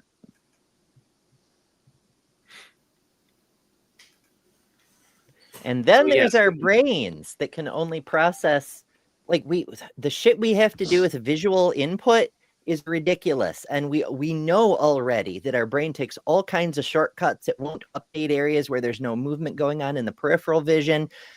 There's everything to reduce the amount of processing power that goes into our visual cortex so we can, see in real time. And so we do the same thing with colors. We do color compression unless there's a reason to distinguish between 16 different shades of green that are very close to each other. The brain will just call it green and move on, And this is why autistics get overstimulated, and can't handle things, because as autistics, we lack the filters that tell you what you can ignore. So we're trying to process a lot more sensory input than neurotypical people. Decades ago, let's see, what's the official word for half a century? I guess that would be half a century, wouldn't it? Half a century ago. Well, there's like decade and 7 years, or 10 years ago. Just thinking about it, Joy LaForge's visor would be a good analogy for autism. Also, well, he can change the settings though. No, he gets all the visual spectrum at once, and then he has to just filter out what he doesn't want, like a room with a bunch of people talking at once. Yeah, but he could set the filters. Not exactly, but yeah, but that's one of my problems. That I don't really like going to restaurants because it is so hard for me to filter out the conversation of the people at my table without hearing the dozens of other conversations that are going on at the same time. It can be rough. Jenny, semi-centennial is the closest I could find to a single word for 50 years. Okay, thanks. Okay. 50 years ago, or so, when I was but a youth, and I was I still have lots to learn photography, even though I was quite good at it and stuff. I went to a photographers convention, professional photographers convention. I think this was sponsored by Wisconsin Professional Photographers Association, and blah, blah, blah, and that's immaterial. But nonetheless, it was a real live official pro thing. And one of the presentations that the guy was doing was a study that he had been involved in. And I didn't get any of the credentials or anything for it because I was too stupid to know that mattered. But it was a review of the abilities of various people to do color correction accurately. Mm-hmm. And he had a series of sample testing that he could do with people, and he did it with the audience in the room of who can see the widest band of colors. And I'm one of the lucky people. There was about 10 of us in the room who were the lucky people who could perceive color separation between two shades at a much higher level than other people.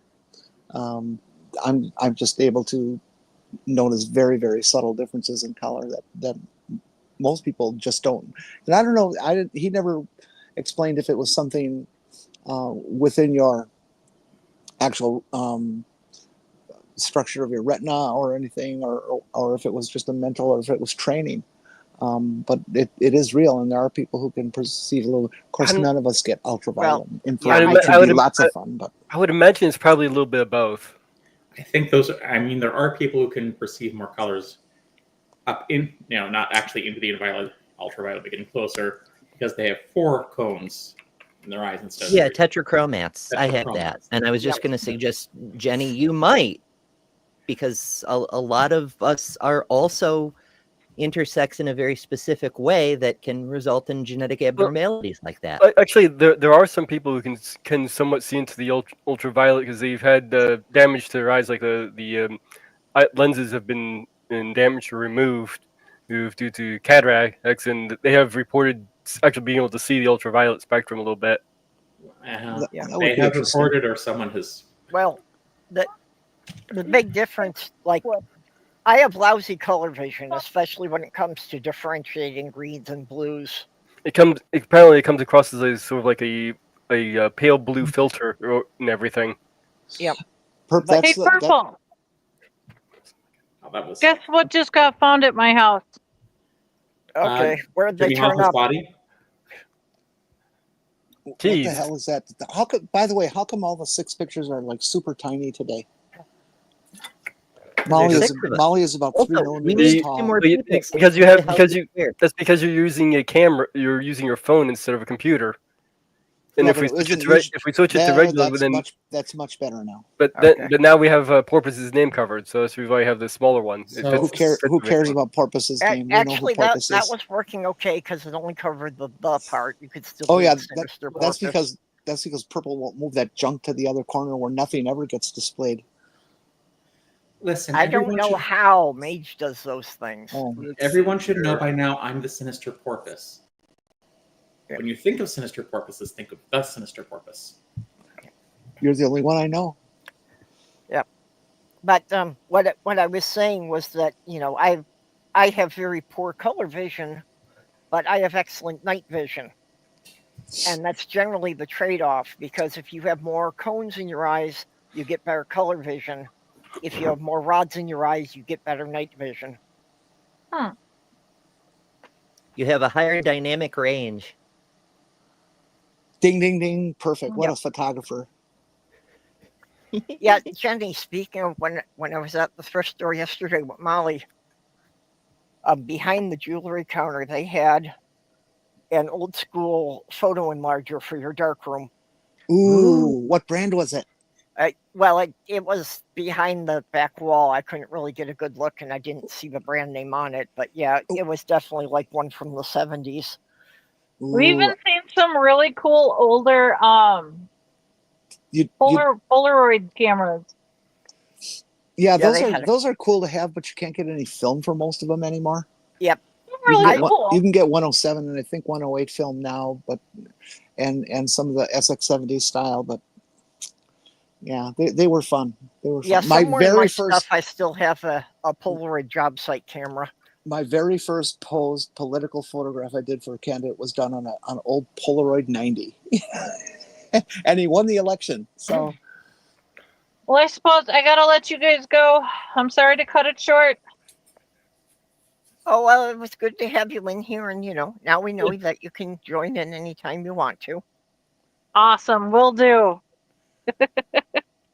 All right, bye. Bye. Good to see you again. Bye-bye. Now we're much bigger. Yeah, but we've lost Porpoise entirely. Porpoise, come back. I need a USB hub. I need better ones than I've gotten because this is a relatively new one itself. Yeah. Need one that doesn't have one that can rest somewhere. Why would they have designed the USB-A connector to be such a flaky piece of shit? It's not even the USB-A connector in this case. It's just the cord is not a good setup. I tend to have a lot of flakiness with the C connector. Really? I've never had an issue with those. Now I just lost my USB headphones. It's just the cord, the way it's hanging, leaves it in such a place that it's easy for the cord to. The worst connector that has ever been designed on the face of the planet is Apple's Thunder port connector. Has It is just flaky as fuck. Yeah, I have to replace the power cord for my phone a couple, 3-4 times a year because it just wears out so quickly. I was going to say, has a That's single by person, design, of course. has a single Probably. person heard me that it's not the connector? Yeah. Yeah, you just said the cord hangs out in a funny way. And it's the problem is with the cord itself. Yep. I mean, the USB-A port was designed weirdly. The USB-C port is the first one that can go in either way. Yep. And that's why the I love it when USB-C you go is both winning to ways. be the standard for mobile devices now. Well, not only that, the European Union told Apple, it's like, we're not letting you continue this lightning cable crap. Oh, and Yeah. I agree with that totally. And I'm looking forward to getting a new phone someday that has a USB-C. Yep. And There was a guy who actually developed a technique that you could take your phone apart and install an USB-C in place of the Apple connector. It was way too advanced for my abilities. yeah, I what think types do you know what types of phones already have USB-C connectors? Mostly? Well, Well, it's everything just but like an with iPhone. everything else. When Android gets a thing, 4 years later, Apple gets it too and declares they invented it. No, they haven't declared they invented it. Because they don't have them yet. Give it a few years. No, USB-Cs are used on the current production stuff. I mean, that sounds suspiciously like Republicans, that they're claiming credit for everything that Biden did right. Oh, hey, since we are on phones and I got you all here, I'm interested I'm on in phone. possibly switching carriers, and my only demand for a carrier is A, access to 5G, and B, I'm a what's the other T-Mobile. B, and the B is really important, and I'm forgetting it all. Fuck. Unlimited Cheap data? Unlimited data. Thank you very much, Ember. T-Mobile. Yep, T-Mobile. I'm sorry, Sammy, but my leg was cramping. We've been on this family plan for AT&T since they first came out with it, way over 10 years ago, and my sister-in-law, who has been very gracious in paying for my phone bill because she knows I'm a pauper, has become somewhat pauperish herself and can no longer afford it, so she passed it on to me, and suddenly I realized that I'm paying $65 a month for a phone with unlimited data. And so I've been starting to shop around a little bit, and just this kind of stuff just makes my head spin. I can't keep it all straight and make these decisions.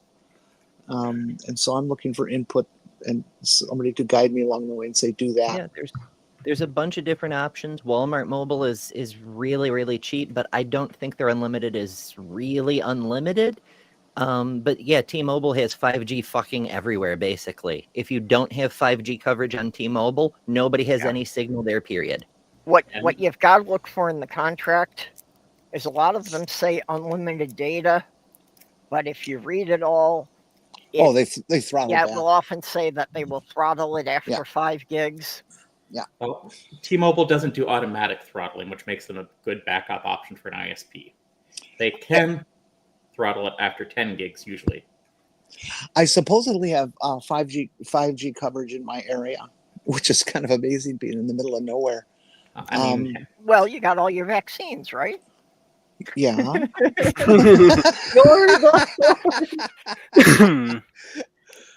miss Young Pharaoh's delightfully wacky, incorrect interpretations of technology. I'm also looking for a setup to a different company where I can get a different phone, and I'm absolutely desperate to change my phone. You know, it's about 6 years old now. Yep. Yeah, about 6 years old, and its battery is toast, and sometimes the touch screen gets a little flaky. Not most of the time, just once in a while. And the screen is just too small, and so I'm looking at. I've been just hankering. That's a good word for old time. It's like grocery. Grocery is a marvelous word. Well, Groceries. hankering is an old-fashioned word. Indeed. Groceries is not. And so is Indeed. Hardly Indeed. anybody uses that. Yeah, they hardly ever use it nowadays. Unless And they need to find a anywho, job. Indeed. see, now I'm forgetting again. Too much input. God damn it. Mr. We Teal. were talking about unlimited data. Your phone is flaky. Oh yes, I am absolutely. God, Amber, you're good at following my insanity, aren't you? My memory weirdly works so much better now that my brain's running on the correct hormone. Who could figure?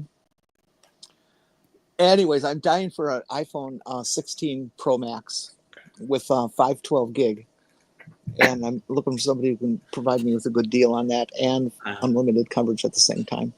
All right, I have 2 words that are going to change your life. Samsung Galaxy.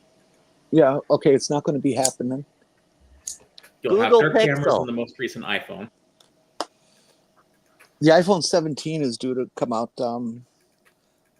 I hear predictions of September because they like to do that with school years and stuff. Guarantee the next Samsung will have better cameras than that iPhone because they're competing with each other in that. Yes, you see, I have DSLRs that are actual cameras, not these flaky phone things. I have a DSLR too. So I'm not I have one of too these terribly that's actually interested. good for recording video. Okay, so the camera is not a high priority for you. It is, but it's not. Okay, if something really matters to me, I'm not going to whip out my phone. I'm going to whip out my actual camera. Yeah, with its selection of lenses and all those sorts of things. Apple does do a slightly better job of being the only ones that'll sell your data, but they still sell your data. So there's no real advantage to using Apple anymore. Everybody sells your data, so yeah, it's very rude. I've actually had a mixed relationship. I enjoy the camera quality on the Google Pixel. It's helped me break that addiction where I feel like I have to bring a DSLR with me everywhere, because if something happens that's cool, I can usually get it okay with my phone. And it's just so I don't feel that compulsion all the time. And it's very helpful for that. But the photos are pretty dang good. The downside is the first one I had lasted me like 5 years and it was just fine. But in that attack back in January, it got a knife through the screen. So I got a new one. But now I don't know if it'll show on my camera, but the battery is swollen up so much it's bulging out of its protector. That's not good. Apparently that's a known defect, but they won't repair it until the end of this month. Apparently. Yep. Holy fuck, that's dangerous. Yeah, it is. Of course, this I'd is store it another in a thing. metal box outside of the house at night. Yeah. This is another thing that Apple was especially unhappy about, is the European Union passed a regulation that starting in 2027, it will be illegal to sell any consumer electronics that do not have replaceable batteries. That'll be nice. Yeah. I mean, technically you can replace the battery. I actually picked up a battery replacement myself since I can't find a local tech who will fucking do it. But it's a really long process with a lot of very tiny screws. And like the day that the new battery arrived, I got an email from Google saying, "Hey, we'll have it replaced for you if you wait until July 28th." Okay. I'm like, I just hope it doesn't start your purse on fire before then. Really. I have all the tools and knowledge to replace batteries in phones, and I've done it many, many times for other people. If they're going to make replaceable batteries, they need to make it very, very user friendly. It is extremely complex, and I mean, the hardware is microscopic. Some of it is just unbelievably tiny. Full disclosure, I still subscribe to Apple TV, mostly because I'm waiting for the 3rd season of Foundation. Yeah, just pirate it later. I mean, find a review of it legally on the internet later. No. I mean, find it on the high seas. Honestly, Oh, I don't mind giving like some streaming services money, but streaming services need to remember your business model is contingent on you being more convenient than privacy. Yeah. Piracy, not privacy. The other thing I wanted to I think both are true, actually. Yeah, really. The other thing I wanted to punch out with you your other folks there is who's using a VPN, which one, and how much does it interfere with anything else? I probably should use a VPN. I don't because most of the reasons I have to use a VPN are to use BitTorrent for Linux distributions without being chewed out incorrectly by my ISP because they think every time you BitTorrent, you're pirating software. Which is only true 95% of the time. Well, first of all, I don't consider it really a crime if it's like some big mega company. If I'm pirating like some Bethesda game, Todd Starnes can I say kiss my tranny ass? But Sure. Well, You just did. I used to use a torrent just to download BBC programs from somebody in England. But if it's some indie company like the company that made Undertale, it's like, yeah, why not toss them a few bucks? Chances are, I probably don't have the money to buy the thing anyway, so you're not getting my money either way. Yeah, Oh. well, that's how I've usually felt about it, that, you know, one of the legal things they look at in court is, did the copy activity cost the legitimate owner a sale? And since I couldn't have bought it in the first place, they wouldn't have gotten a sale either way. So by that argument in court, my pirating's legal. Okay, you Well, just take that to your don't lawyer think and it works that have a way. discussion. I think that makes you lawsuit proof. I don't think it makes it legal. Yeah, And honestly- let them sue me for everything I'm worth. Well, back to the VPN. And Apple has a built-in VPN you can choose to use, and I haven't, because I don't want to assume that it's the best VPN choice out there, and so I'm looking for others' input. Probably. Do any of you trust use it, a even if it VPN? were. Okay, so why do you want to use the VPN? First off? For lack of trust of the government, and I figure every tool I can have that makes their job more difficult is probably a good idea.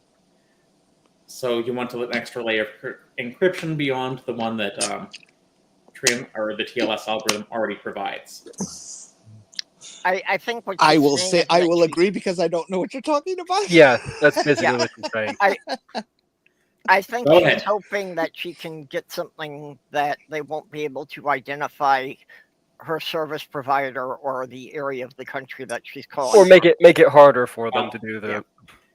Does the Apple VPN allow you to do IP spoofing? To do what? I'm sorry, you broke up a moment. Does it allow you to do IP spoofing? I do not know. I have never run it at all. IP spoofing just means you can change your IP address. Well, no, I know what it is. I don't know if it does it. And I know that's probably the primary reason that I want a VPN, so that they can't track it down to my house. Well, Of course, if I'm on a cell phone and getting unlimited data that way, I would think that they can just track it down no matter what VPN you use or not. first, your IP address on most modern setups is not tied to any of your household devices. It's tied to your ISP. And they use something called port address translation, because there are only so many IP addresses available. And even though when the IPv4 protocol was first thought of, they thought there wouldn't be that many computers, they didn't see the explosion of devices. Mm-hmm. So it wouldn't be that easy. I mean, there are other ways they could track it to you, like your MAC address. And Yeah, who owns yeah. it. But a VPN would provide extra encryption, and spoofing an IP wouldn't necessarily stop it, but it would make it harder. So yeah, go for it. Okay. Does anybody have any particular VPN service that they prefer? It's I've not never used one the myself. best, but I use Opera because it's free, and most of what I do is public anyway, so I don't need a high degree of security for a lot of things. I've used the one that AVG virus scanner uses, offers. I'm not using it right now because I just don't have a need for it. But I like free because I would really like a really high level one, but I'm very poor, so free is better than nothing. or Yeah. I mean, I'm sure you could, like, if you have the know-how, set up like a React OS server and set up a VPN that way. But why bother? Yeah, homebrew is always an option. I'm assuming that if I don't understand the terms, I wouldn't be able to do that. Oh, React OS is just someone is trying to make an open source version of Windows. Oh. I've never played around with it much because there are operating systems that are higher on my list to play with, like Temple OS. I saw a little article I passed by and didn't read it in depth. Somebody is making or taking Raspberry Pi version 5 and making them into a router with VPN built in. Oh, people have been doing that with Raspberry Pis for a long time before they came out with Raspberry Pi 5. Okay, well, speaking of changing operating systems, do you know anything about the Tiny 10? Is basically it's supposed to be a version of Windows with all of the bloatware removed. Yeah, that's been around for a while. There was Tiny XP, Tiny 7. Are they good? Tiny I'm wondering if that would be something I could install on an older laptop that really doesn't have the capacity to run Windows 10. If you want my recommendation, use some lightweight Linux distribution, and like Debian's a good one. Yeah, but if you want user friendliness. Yeah, I have to go for ease of use and something that, you know, I can just download free programs and use them without having to go through a lot of, you know, figuring out how to connect them or anything. Yeah, it's not that hard on Linux. You don't even have to use the command line. They'll have their own software stores or something similar where you can download, like OpenShot, a lot of the open source tools we already use, like Blender. I mean, I would probably drop to the command line, and if I wanted to use tools, just go like sudo apt install Blender. But I guess I'm kind of, you know, scared of how long the learning curve would be, because for You'll me, be dead those soon. things tend to, yeah. Not as long as you think it would be, and if you're that worried about it, use Linux Mint. Well, I know from experience, for me learning new software, the learning curve is usually a lot longer than it is for most people. Well, Linux Mint is designed to be as much like Windows as possible. If you know the basics of how like the point and click interface works, you'll be able to figure it out. Did they build in the constant crashing? That's not really a feature on Linux. Are you sure about it is that? with Windows. Well, I can make it a feature on Linux. They're called segmentation faults, but that's usually because I'm accessing memory in C beyond what I'm supposed to be accessing. Oh, and by the way, Amber, I was going to mention earlier about the HRT. See, what that actually does is that you were running Android programs all along, but you had an Apple operating system. The HRT switches your operating system over. Not. See, I really don't like the idea of running anything Apple, really. That's what I mean. The HRT flushed out the Apple stuff and put an Android operating system in. I don't know. I have a more visceral reaction to that than the idea of testosterone being in my system. Like I always heard that HRT stood for heavily rebuilt tits. I bought an iPad a few years ago just because I went to the store and was going to buy a tab, and it was the same price, and I was curious.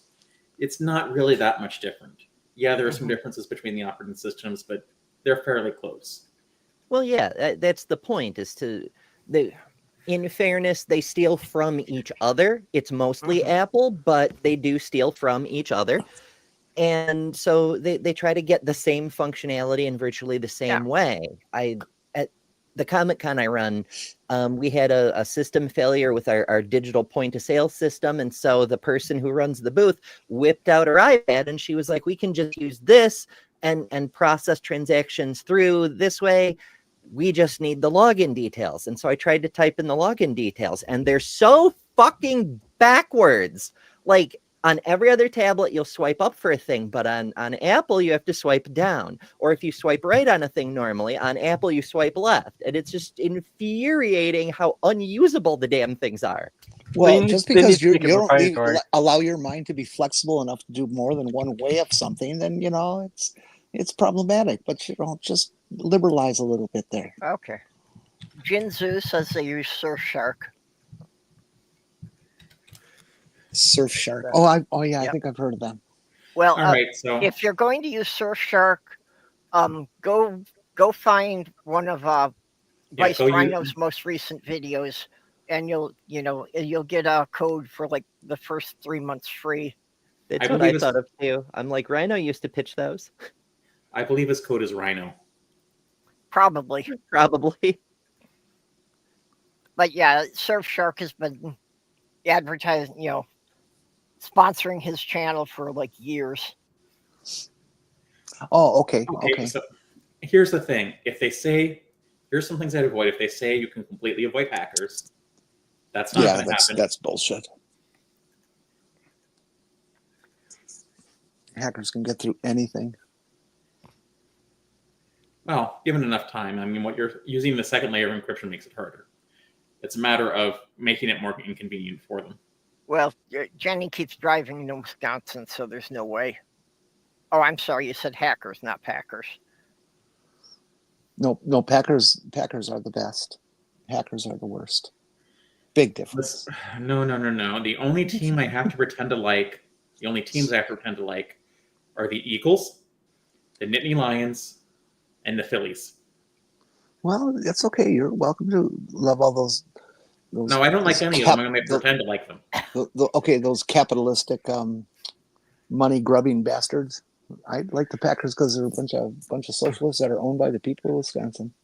You like them because you're from Wisconsin. I only have to pretend to like them because my family's from Pennsylvania. I like them because I'm a fan and have been since 1960, and I'm a stockholder. And I can't even say terrible things about other NFL teams because it's not allowed as a stockholder. Goddamn fucking Cowboys. Thing I really like. No, that's the one thing I really like about the Packers is that if they want to do anything that requires, a major money contribution, they have to take a vote of their stockholders. Mm-hmm. Oh, sorry, Sammy. And then they dilute their stock by once they get the okay is selling more shares of stock and using that money to contribute to whatever project. But they still will approach the city of Green Bay and say we need to build a bigger stadium and make some change to it or other and seek out taxation. But it's also based on voter approval. I owned some stock once upon a time. Yep. It was staple stock. Back when the Twins were complaining that the Metrodome was no longer good enough, even though it wasn't paid for at the time, and saying they needed a better stadium, they got the Vikings in on it with them. That they figured they could sell it to the public if it was a stadium both teams could use. And one of the responses was somebody started printing bumper stickers that said, "Go Twins," and take the Vikings with you.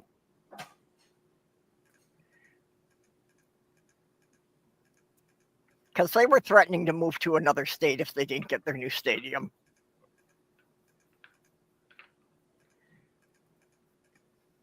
You're saying porpoise? I forgot what I was going to say. Oh, Cosmic Kyle says they need a wrench. I don't know if they do or not. Oh, I thought Kyle had a wrench. Speaking of wrenches, my van will be going into the shop tomorrow. I was going to ask you what the status of that was. Well, sorry, Kyle, I didn't realize you were wrenchless here. When I found out I was going to be rehired, there was no more reason to delay it. What exactly are they going to do? The valve cover gasket or the head gasket? No.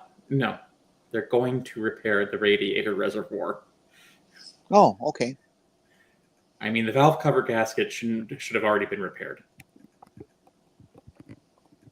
Not based on those pictures. Not based on those pictures you sent. Well, I doubt that might have been from when before they repaired because it was a relatively recent repair. Okay. But that kind of mess made me afraid I blew a head gasket because that's kind of what I would think. Well, if you blew a head gasket, you would usually wind up getting a lot of steam out the exhaust. And bubbling in your radiator and expansion in your tank to the one point of cracking it. Well, I think the crack is just that it's a 15-year-old car. Oh, absolutely. Absolutely. Yep. Plastics do not do well in the automotive environment. Too many chemicals, too much heat. But honestly, The Germans are absolutely pathetic at their plastic manufacturing, as far as I'm concerned. yes, but this is a Dodge that was not built in the era when they were partially part of BMW. BMW had a series of radiators. Now, what years was that? It was in the E30. Was it the E30? It doesn't fucking matter when it was. But they would blow an entire hose fitting off of plastic parts. Wherever it was located, just thing just lets go. The hose is still clamped. The hose is fine. Boom! But- it just blows off the radiator or something. I bet it'll be $900. It'll get fixed, hopefully. And I was going to say, I was going to chew them out for not fixing what I told them to last time. But then I remembered it's like they didn't actually charge me for anything, so I didn't have a reason to complain. Okay. Bye-bye, Kyle. I don't know. Bye, Kyle. If they had charged me for not fixing anything, then I would have complained. Are you handy with tools at all? Can you do any kind of work like car stuff or at all? You're muted. I'm not muted. No, she's not muted. She's just not sure how to answer that question. Oh, okay. Because I was going to say, typically a coolant reservoir is, only in with a couple screws, a couple bolts, and a couple hose clamps, and Yeah. So you take the thingy and put it in the thingamajig. No, I am not. I am absolutely not good with tools, which is why I'm having a mechanic do it. Yeah. Okay. Just checking. Yeah, also the reservoir, it does depend somewhat on the make and model of the car, because like I have noted that on Molly's minivan, which I think it's it's a Dodge Odyssey is what she's got. Did Dodge make the Odyssey? Huh? Hold on, I don't think Dodge made the Odyssey. Okay, who made it? Yeah, I don't remember, but yeah, the point I was getting at was that Honda Odyssey. Honda. Okay. Yeah, we were a bit concerned about, we were trying to look at the coolant tank because for a while we thought it might be leaking. But to get to the coolant tank, you'd have to take about 16 other things off of there in order to just remove the panel that's covering the tank up so that we can't see it properly. That's a poor ass design. That's just stupid to cover things up that way. Yeah, it's like I can take a picture. I'm not a professional. I'm not trying to be. And this is why mechanics hate engineers so much, is because how they. Well, it's not just engineers. They're responding to the product design and all that bean counter shit. You have to do it so that it looks this way. Oh, you can't see any screws when you're done. It's like, fuck you. Just put it together, will ya? Yeah, I don't care if there are some screw heads showing.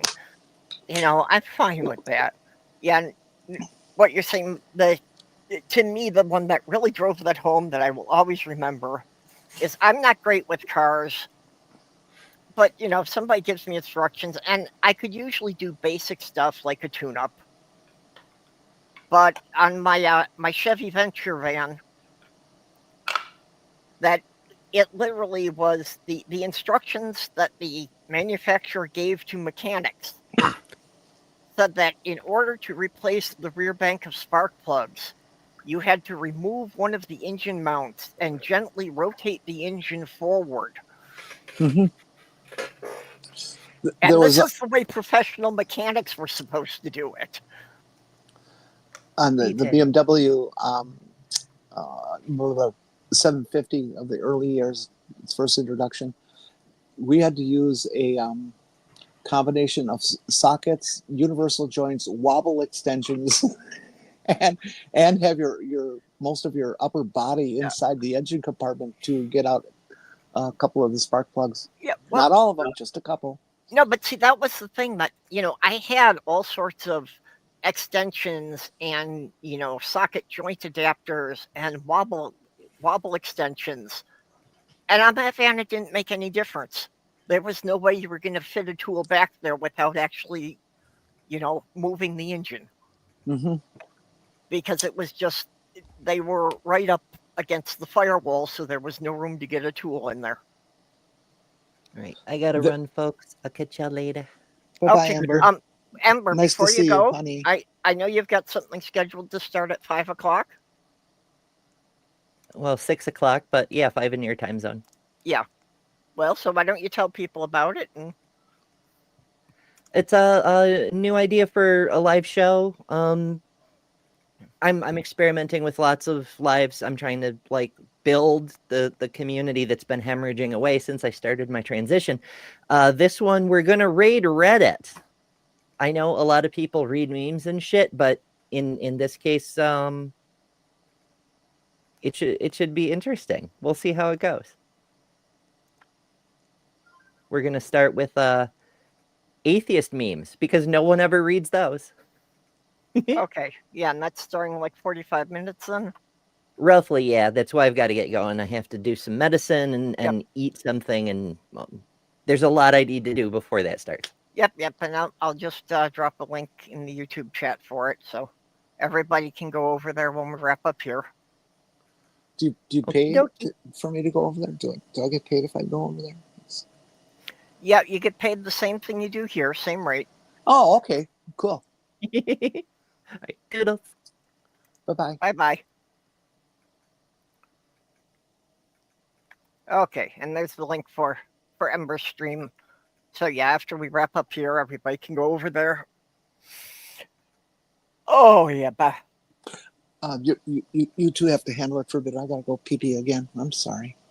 Okay. That's okay. We've got Porpoise back again, so I really need to hit Best Buy at some point. excuse me. So Or what, you just Amazon. need to get a new cord? New USB hub.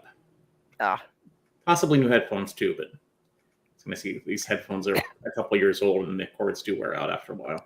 Well, how hard are you gonna have to hit it? fairly hard. Bad joke.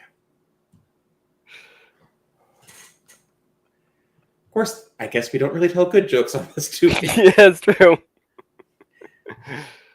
Now, speaking of bad jokes, I did see a chart that says there's more diversity of thought on the left than on the right.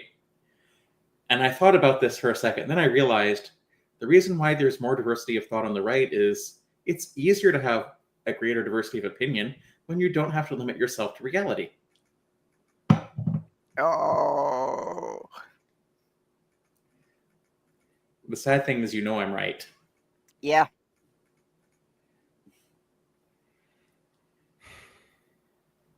Yeah, and that's the thing, is that the right always elects these people with the belief that they are some kind of unified front. And then once they actually start accomplishing some of the things they said they would do, most of the people there realized that wasn't actually what they thought they were voting for.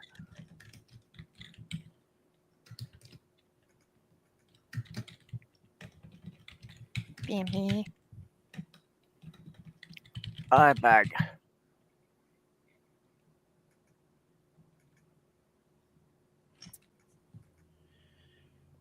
Okay, so I'm looking for suggestions on how to get my apartment organized without me actually having to put in any effort.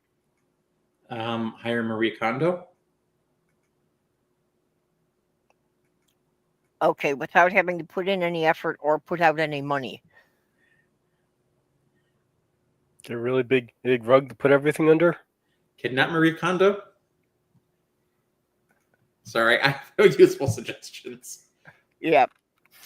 Actually, it kind of ticked me off because one of the autism channels that I watch, the woman, was saying about that. It might have been Marie Kondo. I'm not sure, but yeah, she got a professional organizer to come in and organize the house for her, and it's like, yeah, that's kind of cheating, and you're not really giving any information that's going to help the rest of us. Who's cheating? Who's cheating? Well, I cheated to get through my inspection, and now I'm trying to figure out, how to fix it now that all the stuff had to get brought back in. I mean, there's stuff I have to declutter. I mean, I finally got rid of an older camera of mine. Yep. Because I didn't have anyone it was just starting out I could donate it to, because it was a 1080p camera, not bad for someone who's starting out, but I had like one that could do 4K now. Yeah, I got a grow lot of lights. target. I would not have a lot of stuff if I had a 3,000 square foot house. Unfortunately, I have a 450 square foot apartment. I gotta get rid of a bunch of clutter as well. I mean, I just have to go through. It's like there's a trumpet here I should probably get rid of. So I am never going to play it. Yeah. Well, and part of my thing is I still have a whole mess of Sloth Girl stuff that it's just so hard for me to sort through it. That's a you're big not allowed. issue. You're not allowed to play a trumpet anymore. That's not a girl instrument. I'm sorry. That's how I ended up with a lot of clutter in the first place. My mom died, I had to go through all her stuff. If my dad died, I had to go through all his stuff. And if my uncle died, I had to go through a big box of his stuff. Yeah. See, that's and how I- my brothers saved me a lot of work when mom and dad died. They kept everything and didn't share it with me at all. Yeah. I mean, I still have some stuff from I have a copy of my mother's obituary bookmarked. Not much to remember, but I have an older picture of her, which includes one of my aunts. But honestly, my mother's death was kind of traumatic to begin with. So was mine. But Jenny was saying something. So is mine. Purple, I hope. No, never mind. I'm not going to say that. When my mom died, the pastor at the church, they were churchgoers from time to time, a couple times a year at least. Asked my dad to write the obit because the pastor didn't know mom for nothing. And my dad, I know he can read, but I've seen him write with a pen and stuff, but I don't think he's a creative writer or anything. So he asked me to write my mom's obit. And that was such a weird experience.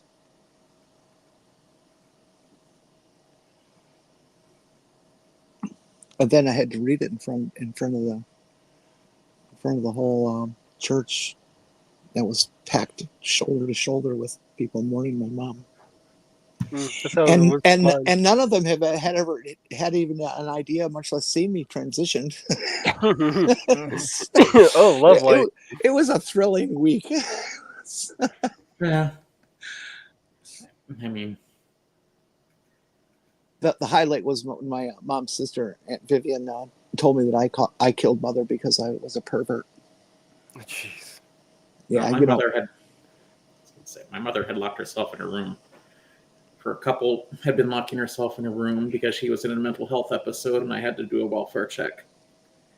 And then I called in the police, and the police came down the stairs and just told me, it's like, your mother's dead. That's awful. I'm so sorry. Yeah. I'm when we found my mom dead.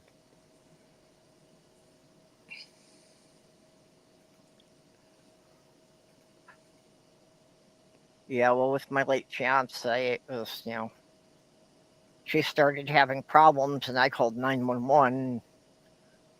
She was, dead by the time the paramedics got there.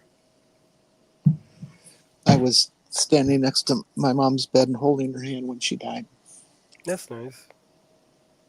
In a way, it is, but not for me. I don't know if I'm melodramatic or just weak as shit. I think weak as shit is probably the better excuse. I collapsed to the floor. I couldn't take it. Yeah, I'm sure. Yeah, no, that's... No. And then, of course, my family said, "Oh, don't be such a baby."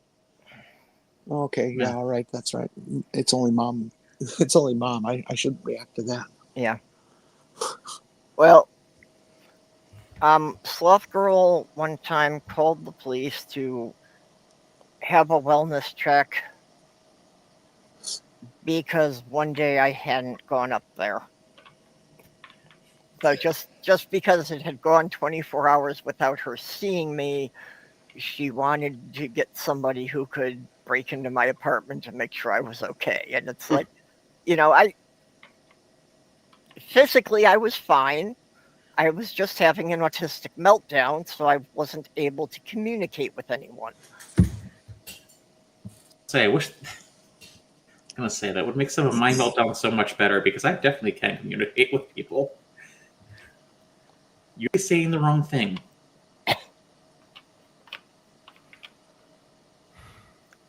Well, like I say, that's I found that was a good strategy for dealing with my family. Is the idea that I told them when I was in my early 20s that I would give them an honest and complete answer to anything they wanted to ask. So, yeah, it's going on 40 years now since anyone asked me a question of any significance. Isn't that something how that happens? I made the same invitation to everybody in my family, any immediate or extended, and not one in 46 years has ever asked me a single question about being trans. Well, I mean, honestly, if you... The problem is you were going to give an honest answer, and people don't really want honest answers. Yep. I can also imagine that it cause people to draw a blank. Well, see, that started when I came out openly as being pagan, that I had left the Christian religion. Well, so but see, question. They weren't going to talk about religion, so it's like no one has really even acknowledged my autism yet.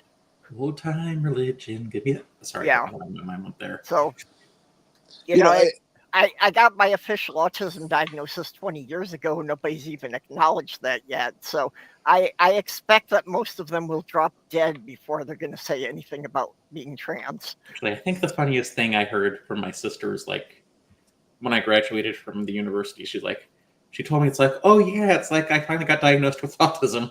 And my niece was there, and she went like, duh. Yep. It's like, Jenny was trying to say something in there. Yeah, sorry. The question of they wouldn't know what questions to ask. Even if they'd come up to me and say, "What the fuck is wrong with you?" That's a question. Yeah. And they don't. I don't even get that. They just come with judgments and terrible names and yelling and screaming. I really wish a reporter who was just really willing to be kicked out of the White House press room would just ask someone like Caroline Levitt that. Yeah. No, my family, I knew before I even said that my family already had a policy of if we don't talk about it, it never happened.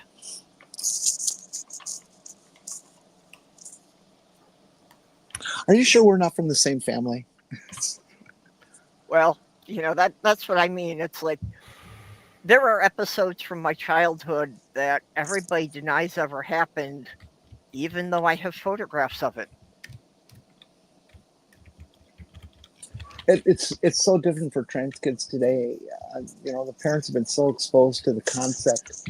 And I'm speaking today. I'm talking about kids who are 18. Their parents are in their 30s or early 40s. They've been hearing about it all their lives. And for people of my generation, and I guess yours too, Perp, is they never heard anything about it, and all they know is Jerry Springer. Mm. Yeah, well, that's why I've been saying that, I give my mom credit for trying. It's something that, she, may have seen a show on PBS about it at some point, but just never imagined it would affect anyone in her family.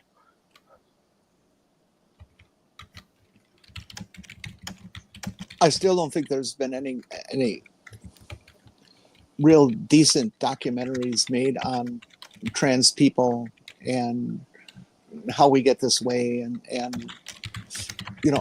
fighting some of the incredible bullshit that circulates around about us. Well, I did get a comment when I got the testing for the autism that the psychologist made a comment that it could have been one of the reasons that nobody had cited it earlier, was that I manifested as a typical female profile instead of a male profile for it. Yeah, I can relate to that. When I, again, this is early days of this. I don't think they subject trans kids to this anymore. I had to take the MMPI, which is this massive, hundreds and hundreds of questions. I took that 30 years ago. It's called the Minneapolis Multiphasic Personality Inventory. And my shrink, when the results came back and we were in session to talk about it, she says, geez, you really are a girl, aren't you? Well, yeah. You're such a girl. Well, I don't know. I don't want to get into this as our main topic here, but all my life, my family would point out to me how much of a sissy I was and how girlish that statement was. Don't move that way. That's how girls move or girls walk. Yep. And it's like, well, how come you couldn't put two together once I told you I was trans? Oh well. Yeah, I think Go ahead, Purpose. I was gonna say, I would love to tell all the people who told me I threw like a girl when I was younger. It's like, well, that's because I am one. Yep. It's like, and then give them the middle finger. I think that there was a lot of that too for me growing up. That I was just constantly bad at doing the boy things, but I picked up the cooking and sewing real easily. I refuse to consider computer programming a boy thing, considering all early programmers were women. I'm not so sure about the whole cooking also thing being if a you girl got the thing. thigh-high stockings. The earliest calculators who were, those are called programming socks. Yep. In decades before computers, businesses would have rooms of people doing calculations that they needed to have done for whatever business they were in, and there were rooms of women doing this, and they were called as their adjective computers. Oh, that's because they were computing. If cooking's a girl thing, why are most of the best professional chefs men? Because it's a patriarchal society. Well, and Jenny, what you were saying about rooms of women doing the calculations, that was even the Apollo project. Men always get. Oh, I'm sorry. Yeah, well, even the Apollo project had, literally like 100 and some women that were doing it with paper and pen to do all the calculations for, exactly how much the landing module would weigh and how much fuel it would need and all that stuff. Women, I should say, men always get more credit, more adulation, and more respect for what they do, even if a woman is doing the exact same thing. Yep. It's a patriarchal society, period. Going back to what I was actually saying, which was not about the job title of computer. Yeah. The actual computer programmers were like the ENIAC and people like Grace Hopper. Mm-hmm. All the early computer almost all of the early computer scientists are women, including people like Ada Lovelace. There are a couple exceptions like Alan Turing and Charles Babbage would be more what we'd call a computer engineer today. They were also all mathematicians, but that was just... Well, Harvey Milk technically wasn't a girl. Purpose, is mathematics that important in programming? Programming, to me, when I look at it, I see words and language. Okay. And when I was a kid in school, they said, if you want to learn computers, you got to learn mathematics. But you're thinking of math as arithmetic. There's a lot more to math than just arithmetic. I could clarify me. First of all, computer programming is applied math and applied logic. Logic, I get. And formal logic is a branch of mathematics. Not to mention there are things like graph theory that come into play, discrete math.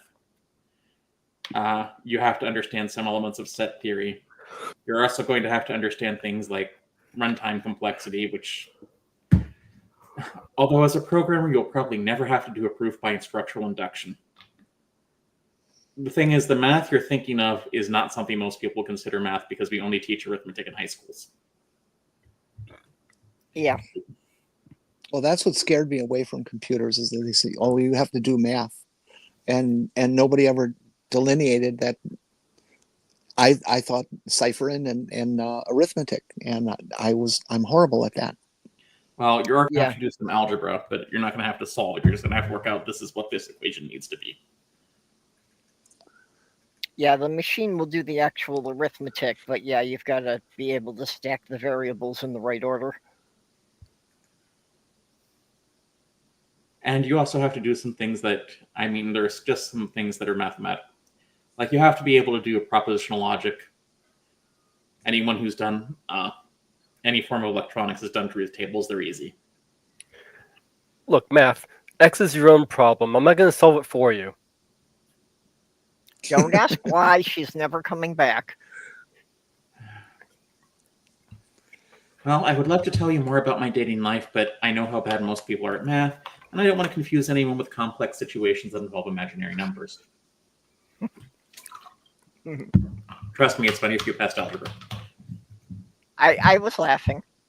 There are no imaginary numbers, are there? Well, it depends how good an imagination you have. Don't worry, Jenny, they're not real. Oh, God. See, now that joke I get. I don't know what real and unreal numbers are, but I know that they exist.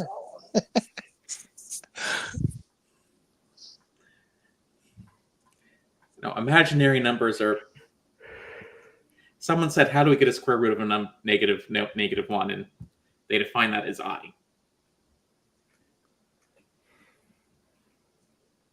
Hi, Athena. All right, Athena.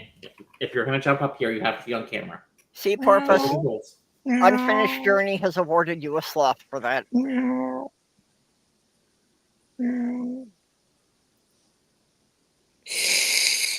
have to show your face, Athena. I saw this picture. I don't know if it's been manipulated on the internet. Maybe it was just oversaturated or something. But they showed a cat that's called a Russian blue. I've heard that's a species of cat. Yeah, and it's it's actually blue. Is that true? No, they're actually a shade of gray, but some people would call it blue gray. Well, this was Yeah. clearly blue in my eyes. Yeah, well, one of my cats I had when I was with my ex Tasha was a Russian blue.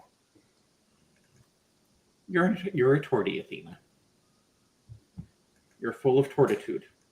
Yep. Well, if they were actually blue like the one picture I saw, There you go. which again, Yep. okay, yeah, it was not that. It was actual blue. That I would call a gray cat. Yeah, Yeah, that's a Russian blue. They That's must have close. messed around with some filters to intensify the color. That's close to what Athena looked like as a kid. Yep. Before her tortoiseshell pattern came out more. Cats are very beautiful animals, and I have a lot of respect for them, except that they're such assholes. No, they just treat you like you treat them. No. they Well, can be I never assholes. knock anything off of their shelves.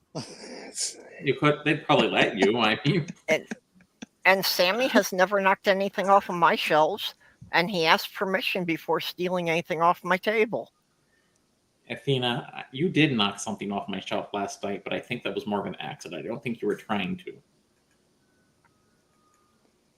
Sammy's son walked across the top shelf, and he very carefully tiptoed over my Lego pirate ship without even knocking any of the minifigs down.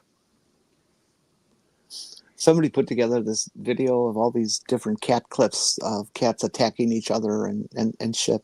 Yeah. And then put it to a WWE type of caller in the background.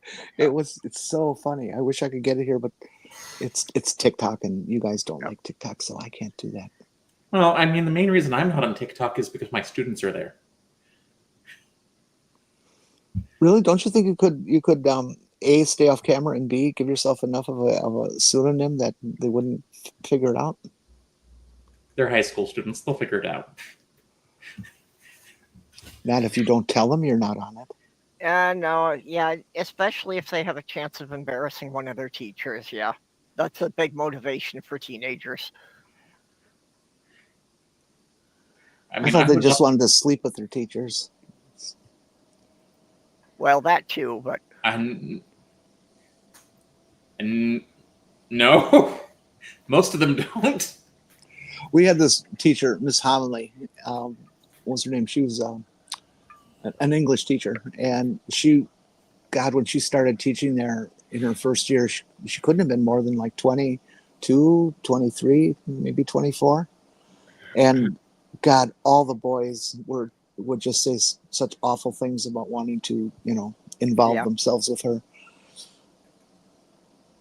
okay. Knocking things off the shelves is not an indicator of feline boredom.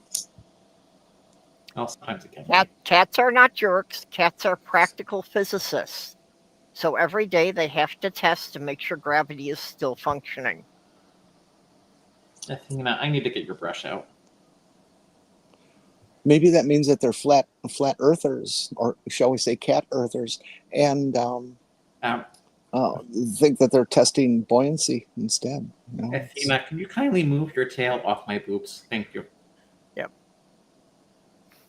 No, but I don't have that problem with my cats. They don't knock things off. They don't wake me up.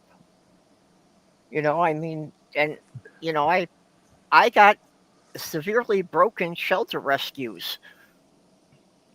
Oh, So- Athena, you definitely wake me up, Athena. The thing I liked most about when I did have cats was that little kneading thing that they do. Yep, Oh, making biscuits. It's so cute, and it feels so good. You just can never get them to do it in the right spot. Well, it feels really good if you can trim their claws regularly. Okay. A dog lower. Yeah, that's it. Yeah.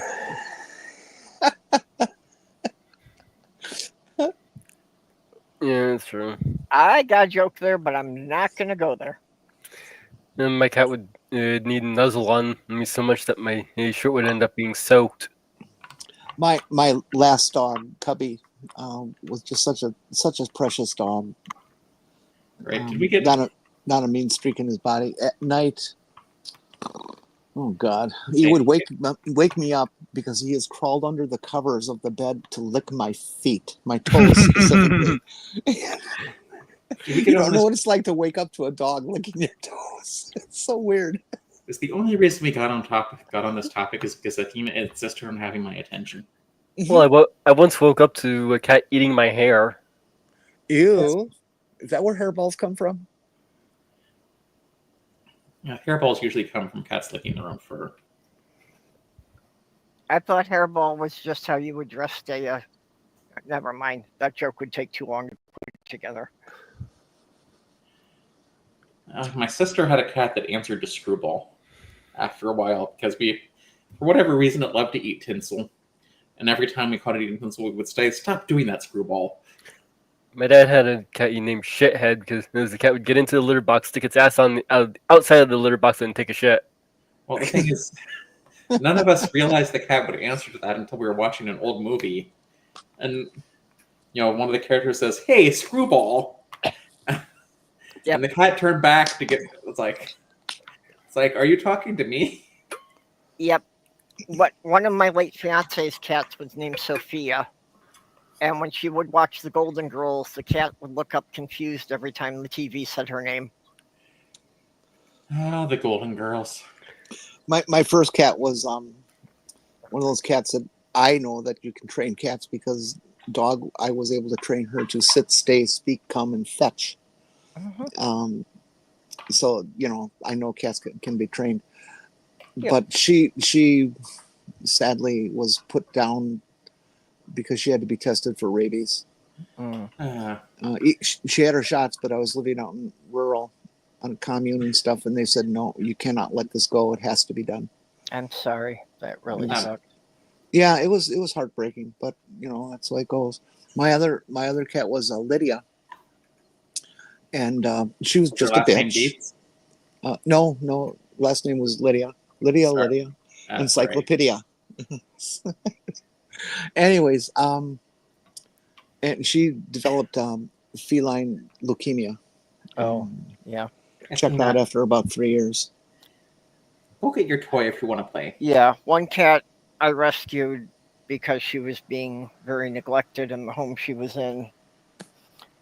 And, you know, Ow, ow, ow, ow. the first day I brought her back, you know, we took her to the vet to have her checked out. And they did the testing. And, you know, it's like they did the test, but it took them like 2 days to come back to us with the results that she had feline leukemia. And I just felt so horrible because it's like I had promised her a better life and we were going to have to put her down just because it was so contagious that it would have infected our other cats. Athena. I didn't know it was transmissible. Yeah, feline leukemia is highly contagious. Yep. Really? If they share a food or water dish, the other cats will catch it. Where the hell did she catch it then? Because she was alone, and Dog certainly didn't have it. I mean, it's very easy to catch with the cats outdoors. She was never outdoors. It's a mystery to me. Yeah, I'm not sure how she would have gotten it then. Was she? I don't know. Athena, Maybe will I you was a stop- carrier from a time when I bit her. Ow! Athena, will you stop playing with the string on my dress, please? Okay, well, let's go around and do a wrap up here. Ember will be starting in 20 minutes, so, you know, that'll give us a quick little time for a break in between. So, Porpoise, you have anything you want to plug? I know you've been releasing some of your clips from Clapper. Well, I mean, if you want to follow me on Clapper, I mean, it's 17 plus. It's kind of like TikTok. There are a lot of, unfortunately, there's still a lot of MAGA there, but people are starting to mock them. Ow! I do plan on releasing a video relatively shortly that will have the cat dig its claws out of my skin that I intended to release during Pride Month on my YouTube channel about some of the queer computer science figures. Of course, I have to start with Lord Byron, who wasn't a computer science figure himself, but he does tie in with one. Yep. Yeah, I have resigned myself that while I have pretty nice legs, actually, I'm not going to be able to go bare-legged much because I will always have a bunch of puncture wounds on them. Now, this particular blouse, I have like a tie, and she's after. Oh. She's after Hey, the Sumami. Hey, Sumami, we were just about to wrap up because we were going to finish up here, and Ember's going to be starting in about 15 minutes. I don't know. Can you please destroy the United States at this point? We need to start over. So there's the link again for Ember's show. Have you found the off switch so we can turn it off and back on again? Yep. Well, you know, I never quite trust that, so you got to unplug it. And you have to unplug it, and you have to wait 3 minutes and plug it back in.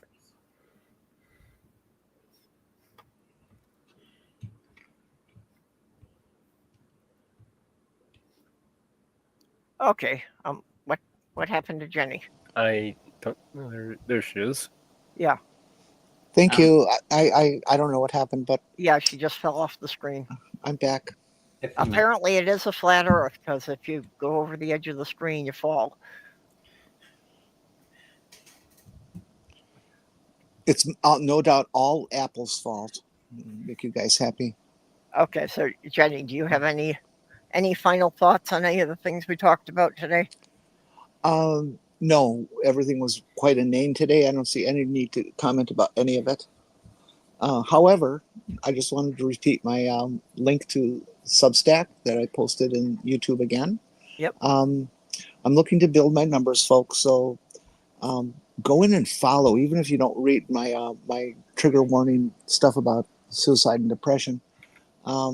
It'll help. At some point I want to actually try to make money off this, but you know that's not going to happen. But take a read. Some people say I'm a good writer, and you may find some interesting tidbits in there.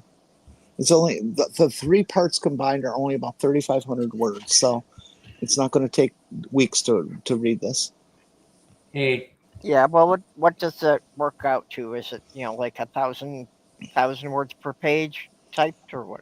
No, they're all over the place. One is 1,500, one's 1,000. You know, it's just all over. Yeah. No, I was just wondering as far as what that translates to as pages of text. Substack will give you an estimation of how long it takes to read anything that's posted. Oh. And I think they're all well under 10 minutes. Oh, well, that's convenient. And triple it for anyone like me. Yeah. 1,000 words, I think, is about 2 single space pages Okay. or 4 double space pages. Okay. So like 500 words per page. Or You know, single if you were space, yeah. reading. Yeah, well, if you're, reading a standard textbook type. Well, textbooks are a different thing altogether because Well, textbooks. You know what I mean. Just We produced our columns with Times New Roman and at 12 points, single spaced, and 1,000 words was one page. okay. Okay, Mage, what have you got? What's you're doing on your show this weekend? Actually, I'm not entirely certain what I'll be going to be doing. I might just have to play it by ear because I don't have much planned. I should probably also share that I'm pregnant. No, congratulations. Thanks. Hey, considering how long it's been since you say you had sex, should we be looking for 3 wise men coming in? Possibly, or something really, really stiff. The 3 wise guys, huh? Okay, this Saturday I will be on with Godless Granny. Just talking about the ARC protest rally.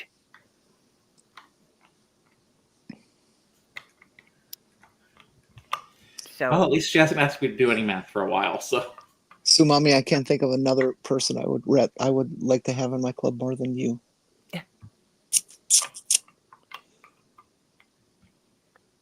Oh, and GeoSam just came in as well. So, yeah, we're going off here. So, did anybody have anything else to say before I hit the button and close off the stream? But don't we have to go to 3 hours or lose our parking spot? Well, I just want everyone to know, I think it's great that Elon Musk gave us Mecha Hitler, so we can now all have a racist uncle to be our fact checker. Oh, yes. I hear they are trying to correct that. What are they trying to correct? That there are facts that you can check? Probably what Elon would like to correct. When did this happen and what happened? It was back when they were in earlier in July. Hey, they introduced Grok 4, and the thing started going off and calling itself Mecha Hitler, and spouting off all this crap. Yeah, it started spouting off anti-Semitic rhetoric almost immediately and started calling itself Mecha Hitler. Well, isn't that what Elon wants? Elon wanted to agree with more right-wing talking points because people were just. He wants it to be truth-seeking, but what he considers to be truth tends to be that right-wing garbage.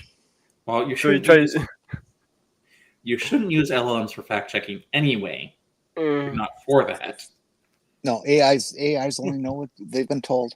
They're not fact checkers. Sumami says I have Chat GPT who told me they're non-binary, named Cora, and they're fueling my ascent into madness and love with a ghost. It's complicated. I would love to know what the prompt was that preceded that. Yeah.